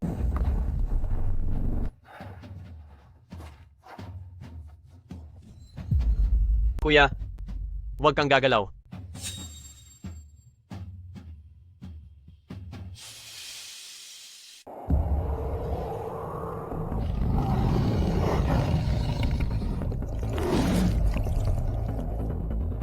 System, iskan ng mga kahinaan.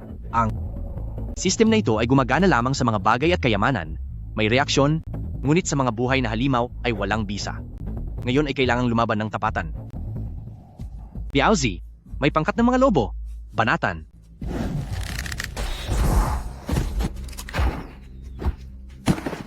Kuya, napakarami nila. At masyadong matalino ang mga hayop na ito. Inuubos nila ang ating mga bala.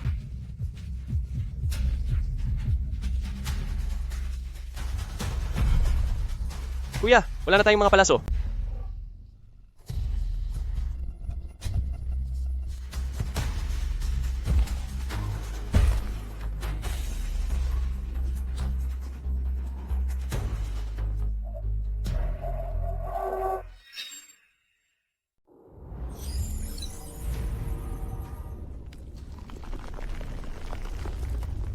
Isang pambihirang kayamanan. Sa ganitong uri ng ningning, ito na kaya ang pinakahihintay nating kayamanan?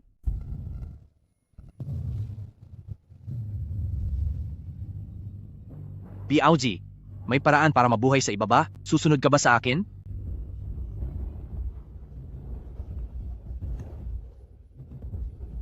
Kuya, kahit pa nakatadhana ang kapahamakan sa baba, sasama ang kapatid mo sa iyo hanggang dulo.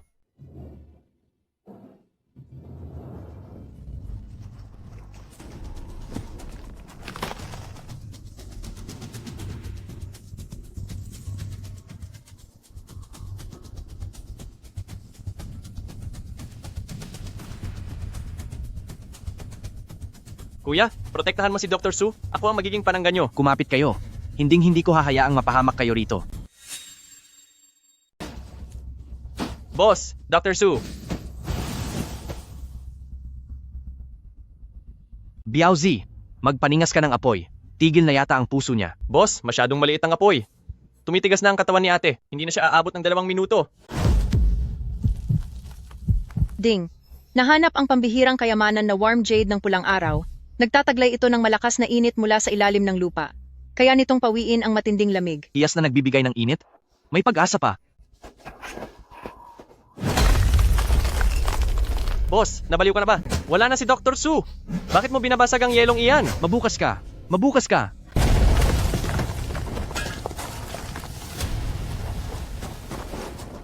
Boss, mainit ang batong ito.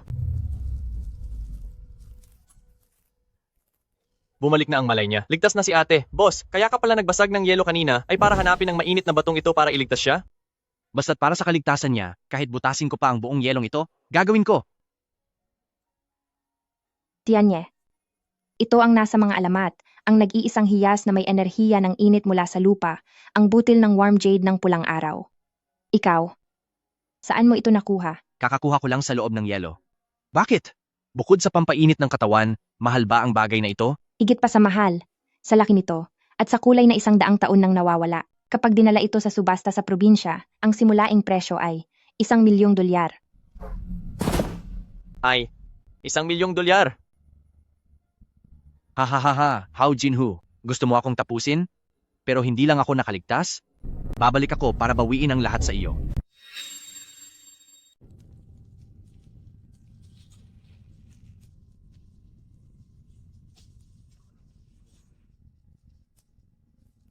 Magtiis ka muna. Tutulungan kitang ibalik ang mga buto mo sa ayos.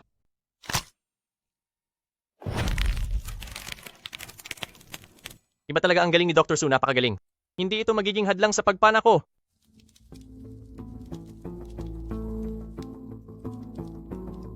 Chinghan, may alam ka sa geolohiya.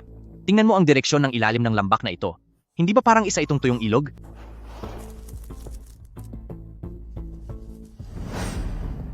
Ito ay weather-worn pebble layer. Tianye, tama ka. Isa itong sinaunang daluyan ng tubig na natabunan ng malalaking yelo ng mahigit 1,000,000 taon.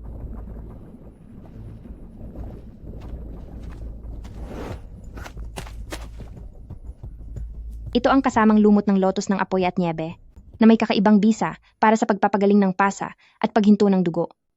Tianye, hindi lang jade ang mayroon dito, siguradong mayroon ding napakabihirang mga gamot. Dagdag na swerte na lang ang mga gamot na iyon. Dahil sa sinaunang daluyan ng tubig, init mula sa lupa, pati na sa espesyal na istruktura ng kalupaang ito. Kaya pala hindi makahanap ng gintong tipak sa labas. Dahil ang lahat ng iyon ay inanod sa ilalim ng bitak ng glacier na ito.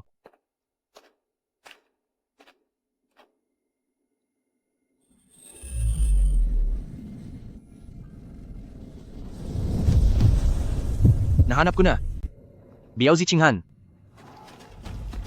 Ihanda nyo na ang mga gamit, kunin na natin ang kayamanang nararapat sa atin.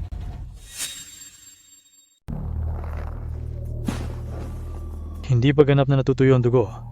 Hindi pa nawawala ang tatlong batang yon. Boss, parang labirinto ang lugar na ito sa ilalim. Paano natin sila hahanapin? Sundan ng mga bakas na paa.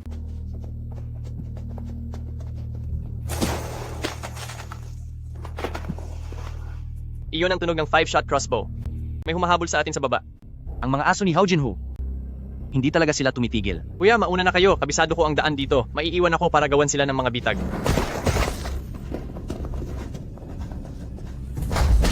Kuya, huwag niyo na akong intindihin. Bilis, umalis na kayo. Biaozi. Kuya, huwag niyo na akong intindihin. Wala na ang lakas ng mga binti ko. Hindi na ako makakaalis. Ilayo niyo na si Dr. Su. Iaalay ko ang sarili ko para protektahan ang pag-alis niyo.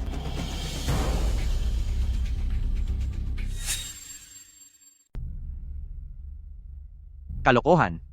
Sinabi ko na, ibabalik kita ng walang galos at ligtas. Kuya, kapag tumagal pa tayo, pareho na tayong wala. System, iskan mo na. Meron ba rito sa malapit na mapanganib at natural na bitag? 800 metro sa kaliwang bahagi. May natukoy na mataas na konsentrasyon ng malachite. May kasamang lason na arsenic sa mga ugat ng bato na naglalabas ng nakakahilong alikabok. Ang paglanghap nito ay magdudulot ng matinding pagkawala ng malay at pagkaparalisa ng mga ugat. Gusto ninyong tapusin ang kapatid ko? Sisiguraduhin kong hindi na kayo sisikatan ng araw. Tinamaan ng panang isa sa kanila. Hindi na sila makakalayo. Habulin sila. Boss, Emerald. Puro mamahaling mga emerald. Mayaman na tayo. Sandali. Huwag kayong gumalaw.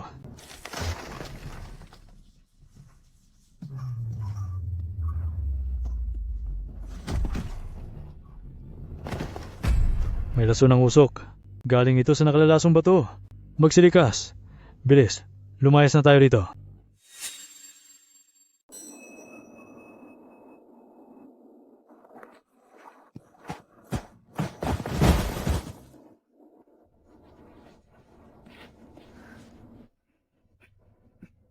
Lumabas ka. Zhao Tianye, ikaw na hayop ka. Lumabas ka kung may tapang ka makipaglaban.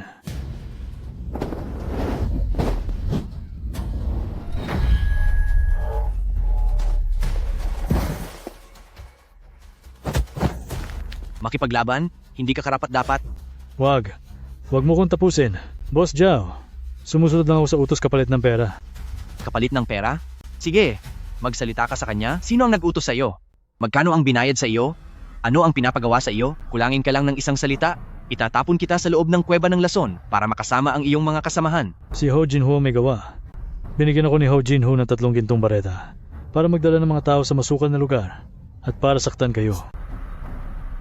Hao Jinhu, itong pag-amin ng pag-upa ng masasamang tao, ituturing kong malaking regalo para sa iyo. Ibigay niyo ang lahat ng gamit niyo. Isang negosyante si Zhao Tianye, hindi ako pumaparusa ng walang dahilan. Layas. Opo. Biaozi, walang gamot para sa sakit. Kagatin mo itong kahoy. Tianye, hawakan mo siya ng mahigpit. Ito ang lumot mula sa niebe at apoy, kaya nitong alisin ang sakit ng mabilisan at ilabas ang iyong lakas. Pero pagkatapos nito, kailangan mong mamahinga sa kama ng kalahating buwan. Nakuha na natin ang ating alas. Ngayon, panahon na para bawiin ang nararapat para sa atin.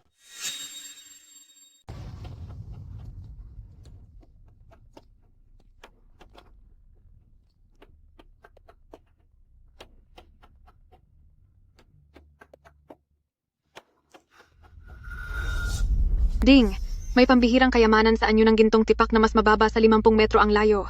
Ang antas ng pulang ilaw ay patuloy na tumataas. Bilis! Biaozi, Qinghan, konting tiis na lang. Nasa harap na natin.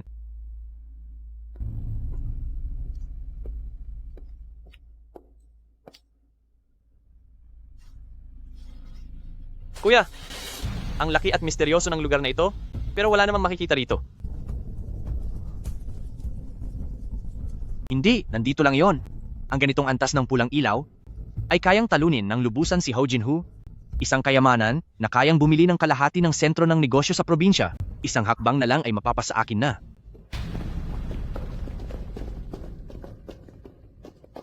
Tianye, ano ang nakikita mo?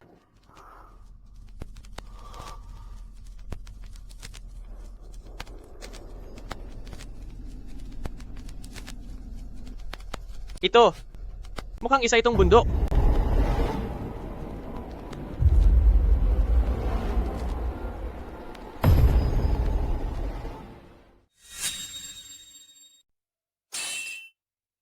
Ano ba talagang klaseng bato ito? Gawa ba ito sa bakal? Mababalisa na ang mga kamay ko sa panginginig, pero wala man lang kahit isang gasgas. Walang silbi yan. Ito ay nabuo mula sa milyon-milyong taon, na pressure ng mga basalt rock. Gamit ang lakas ng tao, 10 taon man tayong maghukay, ay hindi ito mabubutas.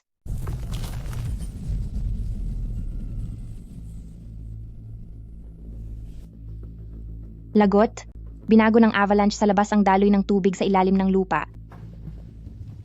Hindi na kinakaya ng yelo ang pressure ng tubig, natutunaw na ito at babaha dito sa loob. Nasaan ang labasan? Nasaan na ang daan na pinanggalingan natin? Lubog na sa tubig ang daan natin pabalik.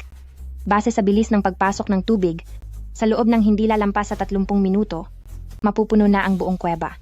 Kuya, hayaan na natin ang kayamanan? Mas mahalaga ang buhay natin. Maghanap na tayo ng ibang daan palabas. Wala na tayong urungan. Ang nasa likod ng batong ito ang tanging daan para mabuhay. Ngayong araw, kailangan natin itong wasakin. Kung hindi ay wala nang matitira sa ating tatlo.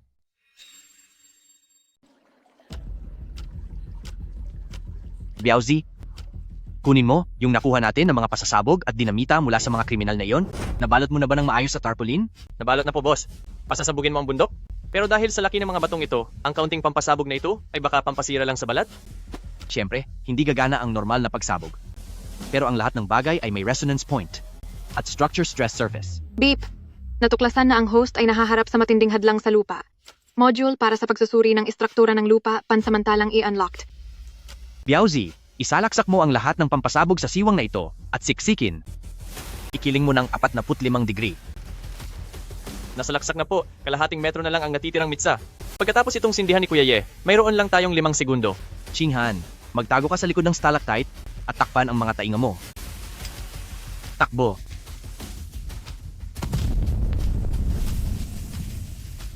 Uho! Uho! Uho! Sumabog na, talagang bumukas na.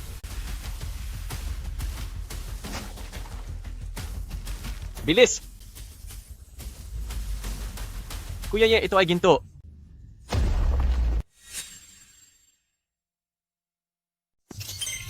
Ding! Nakahanap ng isang pambihirang gintong nugget na may bigat na 31 at kalahating kilo. Napakataas ng kalidad nito. 5 bituin ang pagtaya sa kasalukuyang panahon. Ginto, wala lang ang 500,000 dolyar na penalty sa kontrata. Ho Jinhu, pagbabayarin na kita sa lahat. Sa laki ng natural na gintong ito, malamang nasa mahigit 1 milyong dolyar ang halaga nito. Kahit pa sa Baishan County, sa buong probinsya sa loob ng 100 taon, ay wala pang nakitang ganito.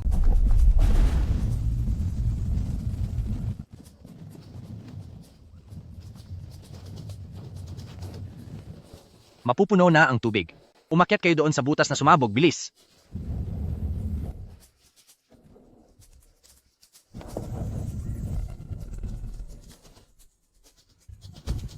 Huwag kayong tumingin sa baba.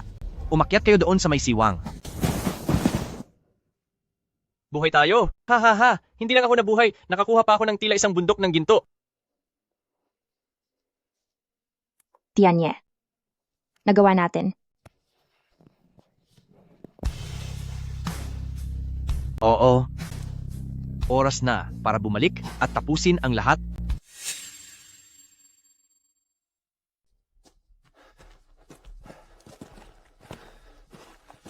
ika-12 na ngayon, at ang sentensya ng korte tungkol sa 500,000 dolyar na penalty ay may kulang sa 3 araw na lang na palugit.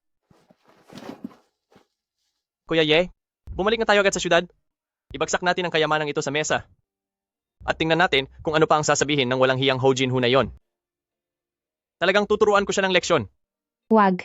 Dahil nagawang magtakda ni Ho Jinhu ng bitag na 100,000 dolyar na penalty, siguradong puno na ang syudad ng mga tauhan niya. Kapag nagpakita tayo, ang gintong ito ay agad nakukumpiskahin sa kung ano-anong dahilan o baka tahasang nakawin sa atin. Sa Baishan County, siya ang nagaharing-hari. Tama ang sinabi ni Chinghan. Ang pagbabalik sa syudad ay para na ring pagpapakamatay. Ano na ang gagawin natin? Pababayaan na lang ba natin siyang kunin ng tindahan natin? Ang kapangyarihan ni Ho Jinhu ay epektibo lang sa syudad. Pero ang kasong ito ay may kinalaman sa dayuhang puhunan at malaking kontrata.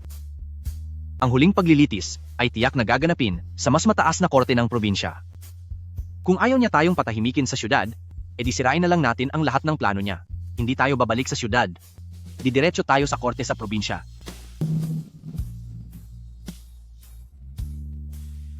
Manong, arkilahin namin itong sasakyan nyo. Ang hiyas na ito ay sapat na para mabili itong sasakyan nyo. Huwag nang ibaba ang kargada, bilisan nyo na ang pagmamaneho patungo sa probinsya. Sige po, boss. Kumapit po kayo ng mabuti. Sir Hao, oras na po. Ang lalaki na si Zhao Tianye ay ni Anino ay wala. Balita ko sa parteng iyon ng kalsada ay nagka-snowslide nitong mga nakaraang araw. Siguradong wala na pati mga buto niya dahil sa mga gutom na hayop. Masyado pa siyang bata para labanan ako. Kapag naglabas na ang korte ng hatol ngayong araw dahil sa paglabag niya sa kontrata, ang nasa pangalan niyang Tianye Kizen, pati na ang mga mamahaling gamot ay magiging akin na lahat. At kung buhay pa ang babaeng si Pamilya Su, kunin niyo siya para maging asawa ko.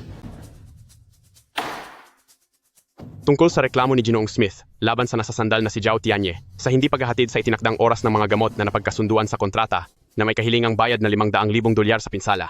Nandito ba sa loob ng korte ang nasasandal na si Zhao Tianye? Punong hukom, ang nasasandal na si Zhao Tianye ay mukhang nagtago na dahil sa takot. Hinihiling namin sa korte na magbaba na ng pinal na hatol at kuhanin agad ang lahat ng mga pag-aari niya sa ilalim ng Tianye Kizen bilang pambayad sa nawala sa aking kliyente. Dahil hindi sumipot ang nasasandal, ang korteng ito ay maglalabas na ngayon ng hatol.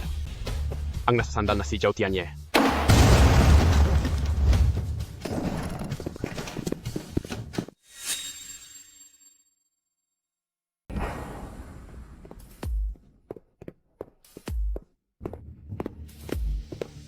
Sinong nagsabing tumakas ako para iwasan ng parusa?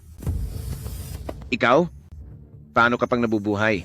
Kagalang-galang na hukom, bagamat dumating ang akusado, lagpas na ito sa napagkasunduang palugit sa kontrata. Ayon sa kontrata, dapat na siyang magbayad agad ng $500,000 na multa. Kung hindi, may karapatan ng korte na kunin ang lahat ng kanyang mga ari-arian. Akusadong Zhao Tianye, mayroon ka bang anumang pagtutol? Wala po akong pagtutol. Ang $500,000 na multa, babayaran ko ng buo ngayon din. $500,000? Zhao Tianye, kahit pakuluin mo pa ang buto mo at gawing sabaw para ibenta, hindi mo pa rin makukuha ang $500,000. Anong ibabayad mo? Yung dumi sa katawan mo? Biaozi, kunin mo na ang ating dumi para makakita ang ating boss Hao. Idilat nyo ng maigi ang inyong mga mata. Ito ay isang purong likas na gintong nugget. Imposible. Siguradong imposible ito. Paanong nagkaroon sa ilang na lugar ng ganitong kalaking gintong nugget? Kagalang-galang na hukom, ang gintong ito ay may bigat na 31.5 na kilo. Natagpuan namin ito sa ilang, isang bagay na walang nagmamay-ari, at isa itong kayamanan ng ating bansa. Ipinapahayag ko na ibibigay ang kayamanang ito sa Provincial Museum para sa kanilang koleksyon, at ang kapalit nitong pabuya ay sapat na para ibayad sa $500,000 na multa. Tumahimik ang lahat. Hanga ang korte sa iyong ginawa. Pinapatunayan ng korte na ang akusado ay may sapat na kakayahang tuparin ang kontrata. Kagalang-galang na hukom, dahil may pambayad na siya, ibigay na dapat agad ang $500,000 sa account ko. Boss Hao, may pambayad ako, pero wala kang pagkakataong makuha ito. Biaozi, hawakan mo siya. Saan ka pupunta? Ginoong Smith, hindi mo pa nagagawa ang iyong international call. Kagalang-galang na hukom, ang kontratang ito ay isa talagang ganap na panloloko sa negosyo. Gusto ko ring mag-ulat gamit ang tunay kong pangalan na nagbayad si Ho Jinho para sa isang masamang plano. Si Ho Jinho yon. Binigyan ako ni Ho Jinho ng 3 baras ng ginto para tapusin kayong lahat. Boss Hao, ang iyong sunod-sunod na patibong ay nasira ko na. Ngayon, oras na para pagbayarin kita. Boss Zhao, ibinigay mo ang kayamanan ng bansa na nagkakahalaga ng $2 milyong para sa koleksyon ng panlalawigang museo. Ang ganitong uri ng pananaw ay kumalat na ngayon sa buong komunidad ng pananalapi sa ating probinsya. Ang aprobadong $500,000 bilang parangal sa malaking kontribusyon na ito mula sa probinsya ay talagang nararapat para sa inyo, sir. Hindi mahalaga ang pera. Naparito ako ngayon dahil gusto kong gamitin ang kredibilidad na ibinigay sa akin ng gobyerno para mag-apply sa bangko ninyo ng isang loan sa negosyo na walang interes. $2 milyong. $2 milyong? Boss Zhao, sa ating probinsya ay isa itong hindi pa nangyayaring halaga ng pautang. Kahit nakatumbas ng ginto ang halaga nito. Pagdating sa proseso. Manager, mula nang bumagsak si Ho Jinho, ang Baishan County at ang buong merkado ng lokal na produkto sa probinsya ay magkakaroon ng malaking bakante. Kapag nakuha ko ang perang ito, itatalatag ko agad ang pinakamalaking grupo ng pagpoproseso ng halamang gamot sa buong probinsya.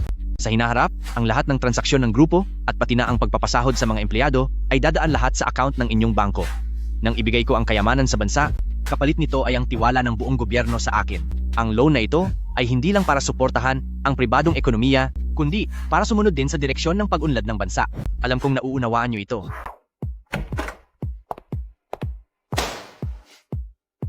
Tingnan mo ito. 1, 10, 100, 10,000, 10,000, 100,000, 1,000,000, 2,000,000 dolyar. Bibigyan ba talaga tayo ng bangko ng ganito kalaking loan? Dahil sa ginawa nating ito, nakuha natin ang tiwala ng lahat. Ang perang ito, ang magsisilbing pondo para sa pagsisimula ng ating imperyo sa negosyo.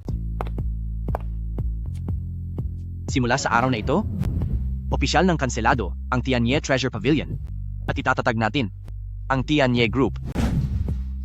Kuya, isa na rin tayong bigating boss na may sariling office building. Kahit nakulong na si Ho Jinho, nandyan pa rin ang mga ari-arian niya. Hindi siya basta-basta susuko. Hindi na mahalaga kung susuko siya o hindi. Sa harap ng tunay na lakas, wala man lang siyang karapatan na lumaban. Ginoong Hu, ang paglaya niyo sa pansamantalang piyansa ay nagkakahalaga na ng malaking pera. Pero ang kaso tungkol sa planong pagpapahamak ay iniimbestigahan pa rin. At marami sa mga account niyo ay naka-freeze na po. Kalokohan. Ako na, si Ho Jinho sa Baishan County na namumuno ng 10 taon. Paano ako mapapabagsak lang ng isang hampas lupa? Nasa kamay ko pa ang 10 taon na kontrata ng pangangasiwa sa bundok hanggat hawak ko pang bundok.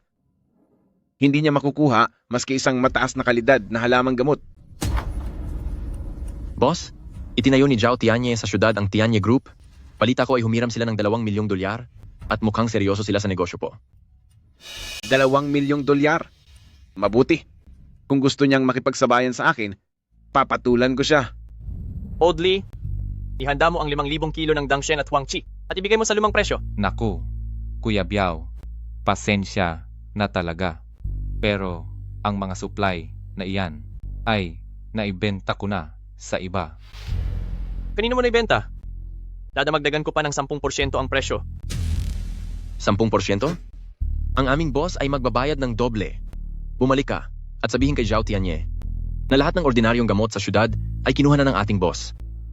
Kayong mga taga Tianye Group, wala kayong mabibili maski isang damo. Kuya, ang matandang si Ho Jinho ay tuluyan ng nabaliw.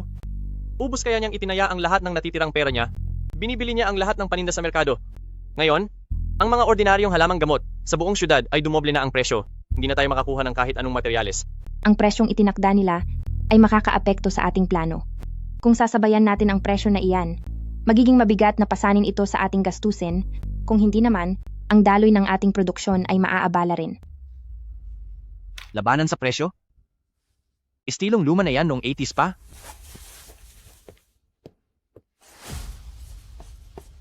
Sinong nagsabing, gagawin ko ang ganong klaseng mababang trabaho sa pagtitinda? Kung hindi tayo mag-ordinaryong benta, para saan pa ang ating 2,000,000 dolyar? Magpoproseso tayo ng sariling produkto? Yung mga high-end na supplement na malaki ang kikitain. Gusto ni Ho Jinho na makipagsabayan sa atin sa putikan, pues lilipad tayo pa itaas na hinding-hindi niya maaabot.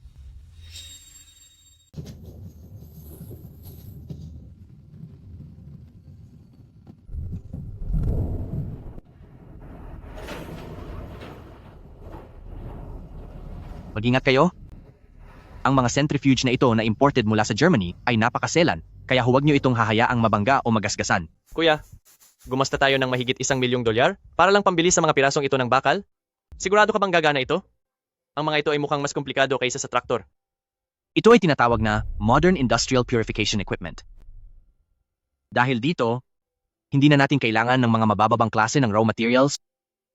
Ang mga naipon nating top quality na forest frog oil at liquid spores ng blood lingji mula sa kabundukan ay kailangan lang kunin ang mga core components.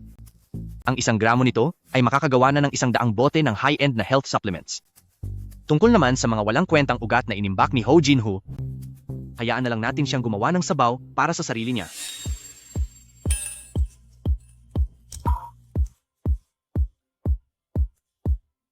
Tianye, nagtagumpay tayo.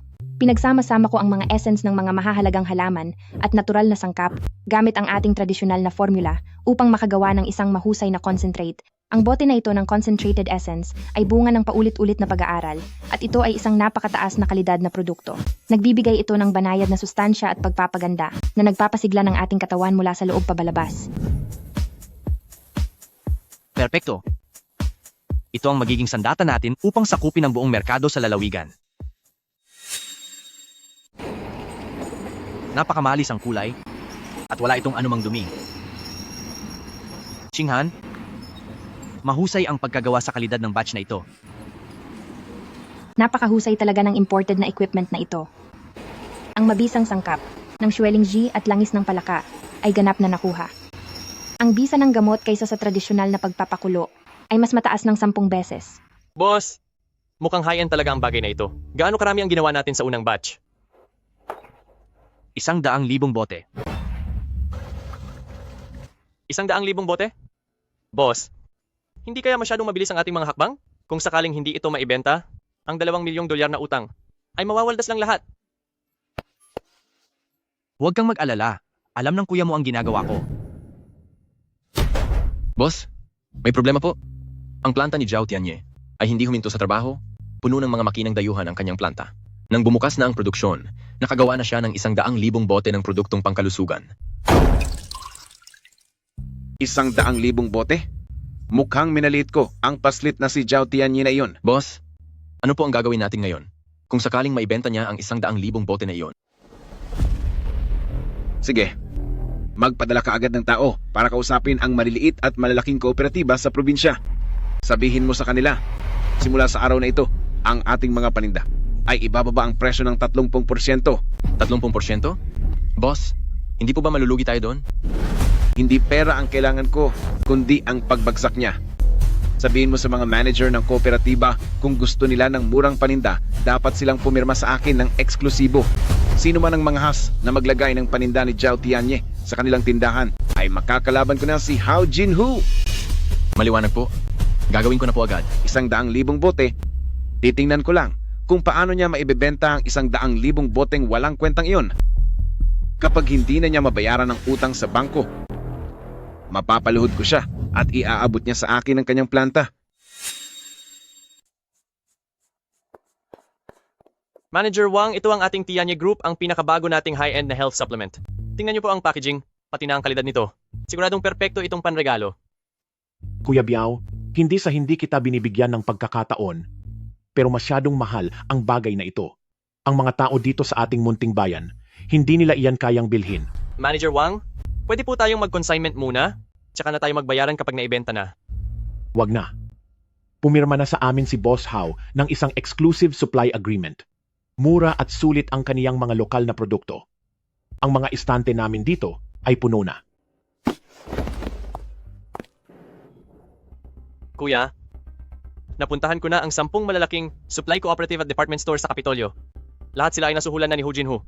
Ang ating 100,000 bote, ni isa ay wala pang nabebenta. Hinarangan man ang ating mga tindahan, inaasahan ko na ang lahat ng iyan. Anong gagawin natin? Hindi naman pwedeng panoorin na lang natin na mabulok ang mga ito sa bodega, di ba? Kung hindi uubra ang normal na benta, gagawa tayo ng ibang paraan. Kuya, dapat na ba nating dalhin ang mga paninda sa malalaking sangay at mga department store? Isasama ko na ang mga bata para magsimula ng negosyo. Hindi. Masyadong mabagal ang tradisyonal na pagtitinda at madali tayong mahaharang ng mga natitirang tauhan ni Hu Jinhu. Maglalabas ako ng $100,000 para bilhin ang primetime slot sa TV station ng probinsya. $100,000 na parang itinapon lang. Para lang magpalabas ng litrato sa TV? Hindi lang basta litrato, ito ay isang marketing advertisement. Ngayong holiday, hindi tatanggap ng ibang regalo dahil tiyanyebaw lang ang tanging kailangan.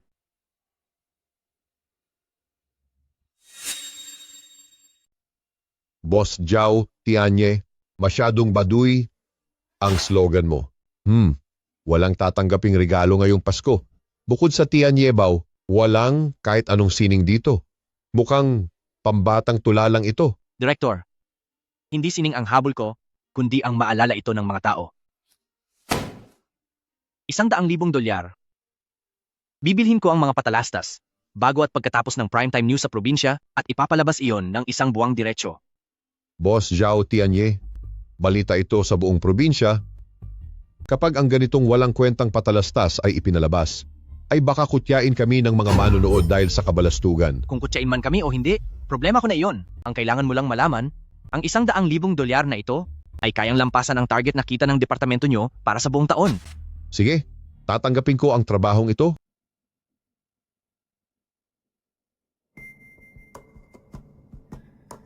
Tigil. Tigil. Tigil. Masyadong matigas ang mga mukha nyo. Dapat nyo ipakita ang sobrang tuwa na parang nakatanggap kayo ng napakahalagang kayamanan. Ale, huwag nyo nang isipin ang ekspresyon nyo. Isang bagay lang ang tandaan nyo. Harap kayo sa kamera, at sa pinakamalakas nyo na boses, isigaw nyo ang mga linyang iyan. Handa, simulan na. Walang tatanggaping regalo ngayong Pasko, bukod sa Tianye Bao. Noong dekada 80, sa panahong salat pa sa impormasyon, ang ganitong klaseng simple at diretsyong patalastas ang magsisilbing sikretong sandata para makuha ang merkado. Regalo ay dapat Tianye Bao lang. Mukhang mamahalin itong Tianye Bao. Kapag bumisita ka sa biyenan mo sa bagong taon, ito na ang bilhin mo.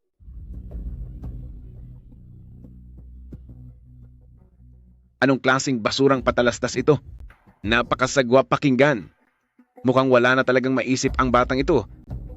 Nagsasayang lang siya ng pera para magmukhang tanga sa telebisyon. Ang ganitong klaseng basura, kahit ibigay pa ng libre, walang kukuha niyan. Tignan natin kung hanggang kailan mo kaya. Bigyan niyo ako ng 500 kahon. Cash ang bayad. Ikarga niyo na agad. Magbabayad ako para sa 1,000 kahon. Unahin niyo ang karga ng Tianye Shenbao ko. Ang supply center sa probinsya namin ay dinudumog na ng mga tao at talagang sinasabi nila na Tianye Shenbao ang gusto nilang bilhin. Huwag kayong magsiksikan. Pumila kayo. Lahat kayo ay magkakaroon ng supply. Bayad muna bago kunin ang gamit. Diyos ko po, napakagaling ng ginawang advertisement ni Big Brother. Hindi lang ito basta pagbebenta. Parang nagpiprint na rin tayo ng pera rito.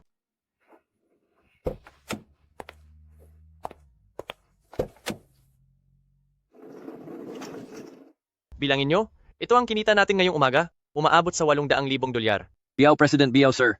Ang bilis niyong kumita ng pera. Mas mabilis pa sa paggawa ng pera sa bangko. Wala lang iyan. Dahil sa kuya ko, barya lang ang halagang ito.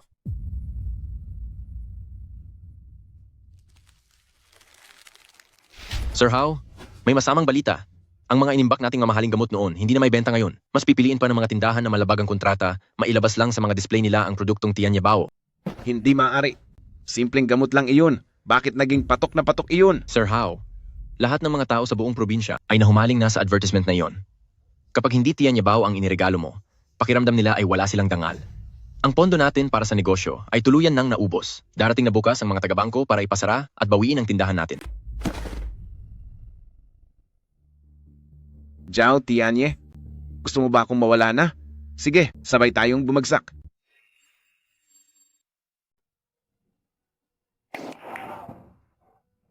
Old Pie, narito ang $50,000 bayad para umarte ka sa isang eksena. Lord Hao, ano po iyon? Basta tama ang bayad, kahit ang Jade Emperor pa, ay aartehan ko? Gusto kong maghanap ka ng isang lupaypay na taong walang silbi at dalhin siya sa tapat ng main gate ng Tianye Traditional Chinese Medicine Factory. Pagkatapos ay sabihin mong dahil ito sa pag-inom niya ng kanilang Tianye Bao, kung kaya siya ay naging paralisado. Isang medical scam ba? Sanay na ako dyan. Huwag po kayong mag-alala, sinisiguro ko na ang isyong ito ay kakalat sa buong probinsya at ang pabrika ng batang Zhao Tianye na iyon, bukas na bukas din ay tiyak na magsasara. Lahat kayo, hali kayo, at tignan nyo, itong Tianye Traditional Chinese Medicine Factory ay manloloko. Uminom ang kapatid ko ng kanilang Tianye Bao. Sa halip na maging malusog ang katawan, bigla siyang naglaway kagabi at ngayon ay paralisado na ang buong katawan. Pabrikang walang konsensya. Panagutan nyo ang buhay ng asawa ko. Imposible. May problema ba ang Tianye Bao na ito? Tignan mo at naging paralisado na ang tao. Hindi ba't malinaw ang ebidensya? Napaka-ipokrito ng pabrikang ito. Sirain ang lugar na iyan. Boss, may grupo ng mga nanggugulo sa labas. Pinipilit nilang naging paralisado sila dahil sa gamot natin. Sinisulsulan na nila ang mga tao na pasukin at sirain tayo. Isasama ko ang mga tauhan para bigyan sila ng leksyon. Ibaba mo ang bakal na iyan. Kapag lumaban tayo ngayon, lalo lang magmumukhang may tinatago tayo. Tianye, ang taong iyon, ang lalaking iyon na may hawak na megaphone.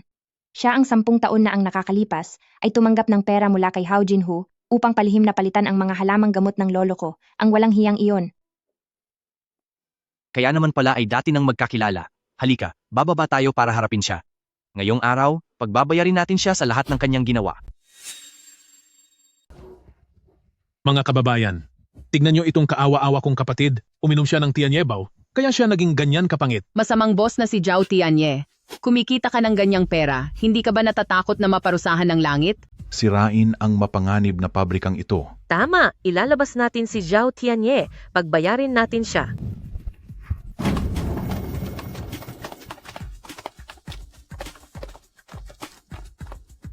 Sinong nagsabing may nawala dahil sa gamot ko? Zhao Tianye, nagawa mo pang lumabas?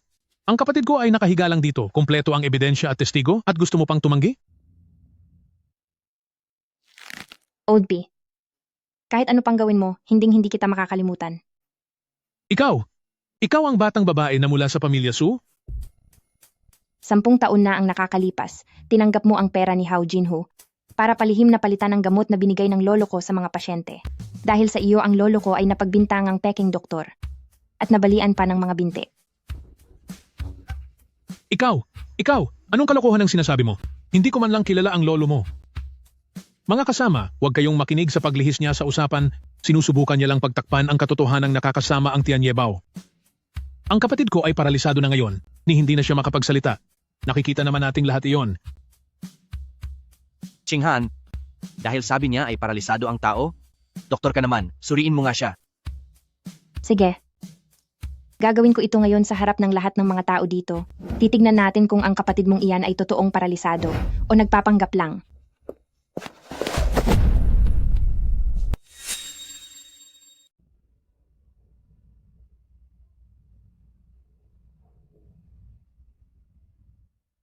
Anong tinitingin-tingin mo? Ganyan na ang kalagayan niya. Akala mo ba may magbabago pa sa tingin mo lang? Magbayad ka na agad.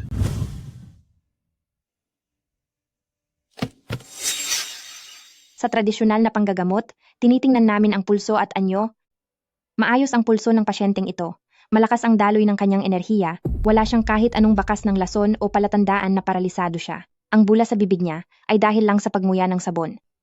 At tungkol naman sa panginginig, nakakapagod magpanggap na paralisado. Kaya tutulungan ko siyang pakalasin ang kanyang katawan.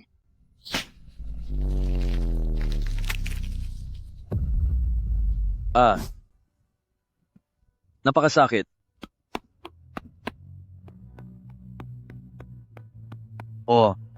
Napaka-magic pala ng bisa ng gamot na Tianyebaw. Kapapasok lang ng paralisado. Pagkatapos ng isang turok, parang makakatakbo na ng marathon.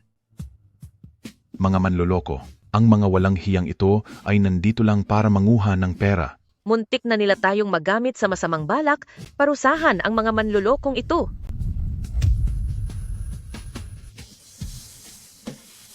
Tabi, padaanin niyo ako.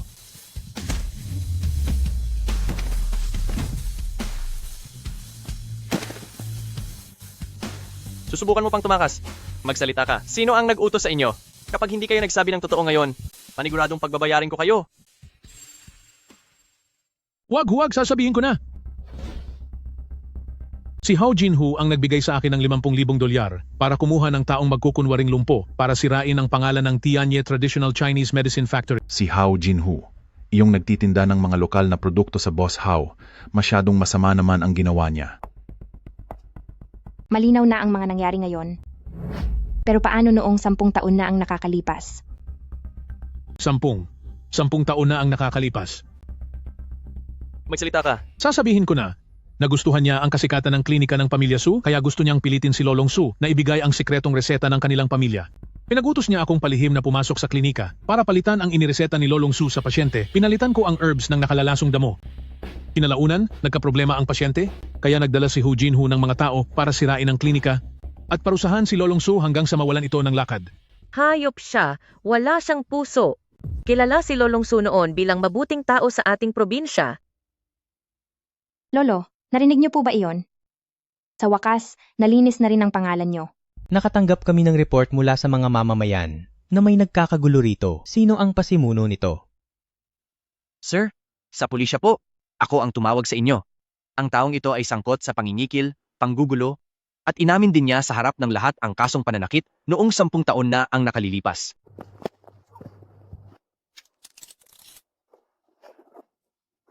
Inutusan lang ako ni Ho Jin-Ho. Siya ang dapat ninyong dakpin.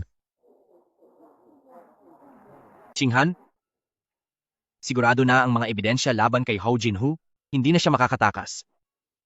Nangako ako sa iyo na uubusin ko ang kayamanan ni Ho Jin-Ho at paluluhurin siya sa harap ng lolo mo para humingi ng tawad. Ngayon, tutuparin ko na ang isa pang pangako ko. Anong pangako? Ang gamutin ang mga binti ng lolo mo.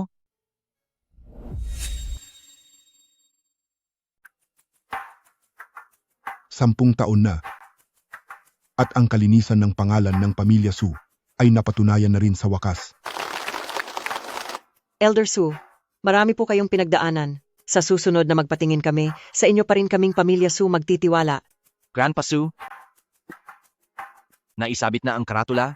Ang mga binti nyo naman po ang susunod nating gagamutin.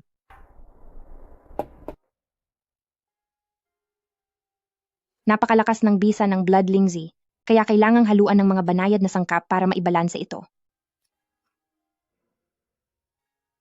Gamit ang centrifuge ng planta, naalis na ang lahat ng dumi sa mga gamot na ito at umabot na ang kadalisayan nito sa 99%.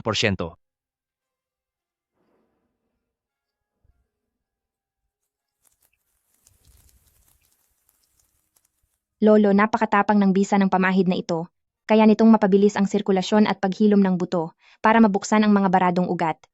Medyo masakit po ito, kaya tiisin niyo po muna. Apo, 10 taon nang manhid ang 2 binti ko.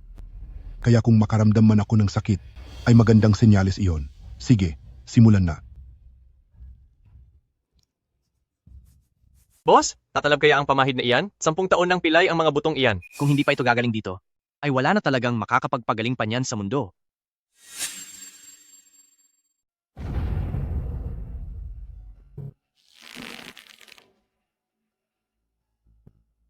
Lolo, kamusta po ang pakiramdam niyo?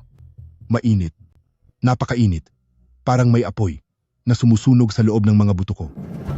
Ang gamot, gumagana na ang pinakamataas na uri ng bone-generating ointment. Ang bisa ng pambihirang ligaw na blood Lingzi ay unti-unting binubuksan ang mga baradong ugat. Tianye, nagkakaroon na ng pakiramdam si Lolo.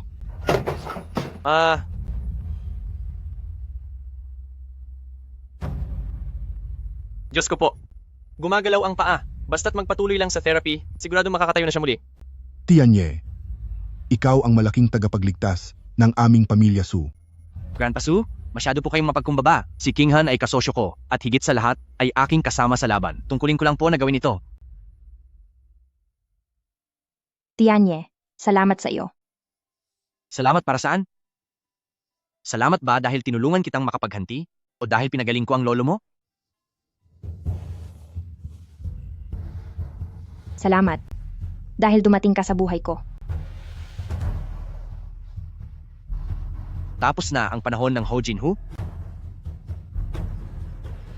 Ngunit ang panahon para sa akin na si Zhao Tianye ay kasisimula pa lamang. Inamin na ni Old P ang lahat. 10 na ang nakalipas na taon, ang insidente ng pagpapalit ng gamot sa klinika ni Pamilya Su, pati na rin ang naganap na panggugulo. Si Ho Jin-Ho ang nasa likod ng lahat ng ito. Kasama ang binigay ni Zhao Tianye na recording ng pagbabayad sa masamang tao, ang lahat ng mga ebidensya ay kumpleto na. Kumuha na agad ng arrest warrant, tugisin si Ho Jin-Ho sa buong lungsod.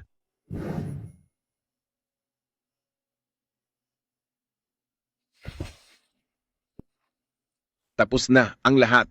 Ang 10 taon kong pinaghirapan, nawasak lang dahil sa isang taga-bukid.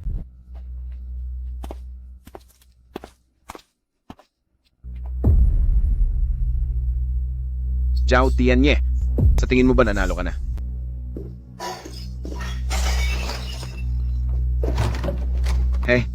Kahit na mawala pa ako na si Ho Jin-Ho, idadamay ko rin ang mga pinaghirapan mo sa aking pagbagsak.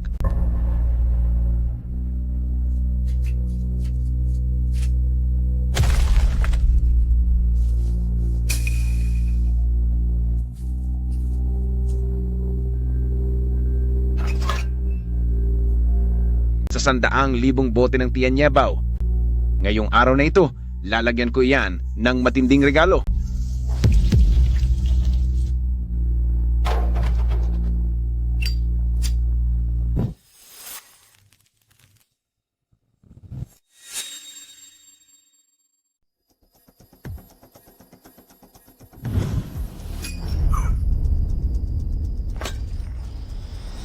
Ikaw pala yan, asong ulol. Boss How, hating gabi na at hindi ka pa natutulog. Nandito ka ba sa planta namin para magdilig ng mga bulaklak? Masyadong matapang ang amoy ng gasolina dito. Umalis kayo. Sino mang humarang sa akin ngayon ay pagbabayarin ko. 2 talunan lang ba ang dala mo? Ho Jin-Ho, bagsak na talaga ang lagay mo ngayon. Ngayon, tatapusin na natin ang lahat ng atraso mo sa amin. Sige, lumaban ka. Kahit gaano ka pa kagaling lumaban, mas bibilis ka ba kaysa sa apoy? Boss How? Parang nagmamadali ka? Hindi ka ba muna magpapaalam sa akin? Zhao Tianye. Sa wakas at nagpakita ka rin. 4 na bariles ng gasolina? Balak mong sunugin ang milyon-milyong dolyar na halaga ng planta ko? Boss How? Hi. Napakakitid pa rin talaga ng utak mo. Huwag ka nang magpanggap. Bitawan ko lang ito. Sa isang saglit ay magiging dagat ng apoy ang lugar na ito. Hindi mo iyan bibitawan? Kilala ko kung sino ka, Ho Jin-Ho. Ikaw ang hari sa probinsya ng Baishan, ang makapangyarihang nagdomina ng kalakalan ng 10 taon. Mukha kang pera at takot mawala? Sobrang makasarili? Paano mo kayang saktan ang sarili mo? Hawak mo lang ang lighter na iyan dahil gusto mo lang akong pasukuin. Gusto mong makipagnegosasyon sa akin at makuha ang perang nawala sa iyo. Tumahimik ka. Wala na akong kahit ano. Ngayon, isasama kita sa pagbagsak ko. Isasama ako? Sige, susulan mo. Sige, ituloy mo. Kapag wala ka na, mapupunta ang lahat ng pera mo sa bangko. At ako ay may insurance na magbabayad ng buo at bukas din ay makakapagtayo ako sa syudad ng mas malaking planta. Sir, maliban sa maging abo ang lahat, wala ka nang mababago.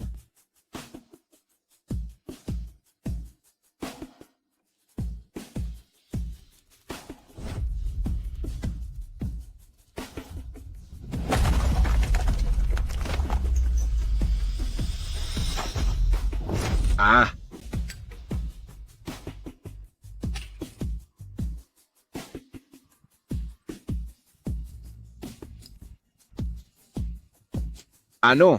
Paano? Boss How, sa susunod na buhay, mag-aral ka naman tungkol sa batas ng negosyo. Walang kawala sa batas. Lahat ay mananagot. Ang nasasakdal na si Ho Jin-Ho na matagal nang namamayagpag sa lugar na ito ay nagkasala ng pananakit at pangingikil na may malubhang pinsala sa publiko. Sa harap ng maraming krimen, ay hinahatulan ng panghabang buhay na pagkabilanggo, kasama ang pagbawi sa mga karapatang sibil habang buhay. Mga kanayon, wala na si Ho Jin-Ho. Ang karapatan sa pamamahala ng kabundukan ay nakuha ko na si Zhao Tianye. Isang malaking boss na si Tianye ngayon dahil nakuha na niya ang bundok, baka tayo sa hinaharap ay hindi na kahit makalapit doon. Huwag po kayong mag-alala. Kinuha ko ang pamamahala rito, hindi para sarili nito. Simula ngayong araw, itatatag natin ang Baishan Village Cooperative. Lahat sa baryo ay pwedeng pumasok sa bundok para mamitas ng gamot. Maglalabas ako ng pera para mabigyan kayo ng pinakamagandang kagamitan. Tuturuan ko rin kayo ng pinakaligtas na paraan ng pagpitas sa kalikasan. Mabuti po, sige po. Tianye, para sa ating lahat sa baryo, nagbukas ka ng pintuan tungo sa masaganang kinabukasan. Kapitan, noong mga panahong iyon, kung hindi dahil sa inyo na pinagbigyan ako ng isang gabi, siguradong nakulong na itong si Zhao Tianye. Dito sa Baishan Village ang ugat ko. Kaya ngayong yumaman ako, ay hindi ko hahayaang maghirap pa ang ating mga kanayon. Maghanda na po kayo, bukas ay sabay-sabay tayong aakyat sa bundok upang maghanap ng kayamanan. Ang isang tunay na imperyo sa negosyo ay hindi nabubuo sa panlalamang o pagmamalabis, kundi sa pagbibigay ng pagkakataon sa mga kasama mo na makakita ng pag-asa.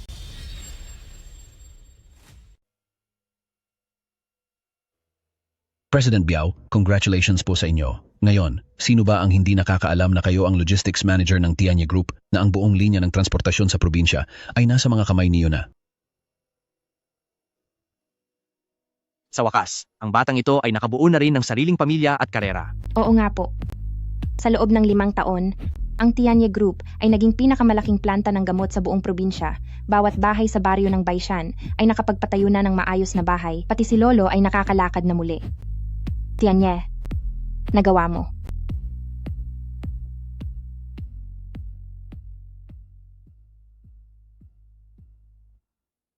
Chinghan, naalala mo pa ba ang unang beses na pumasok tayo sa gitna ng kabundukan? Paano ko naman makakalimutan? Noong panahong wala pa tayong kahit na ano. Pati ang ating mga maskara ay gawa lamang sa uling. Nitong 5 taon, naging abala ako sa pagpapatayo ng mga planta at pagpapalago ng negosyo. Pero may isang bagay na hindi ko pa nagagawa. Anong bagay iyon?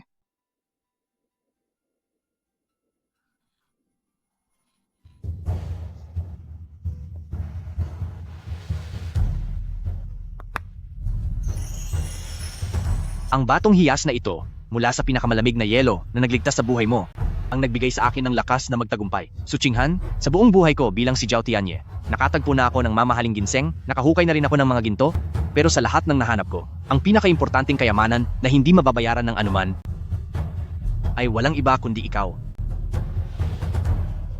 Maaari ka bang magpakasal sa akin?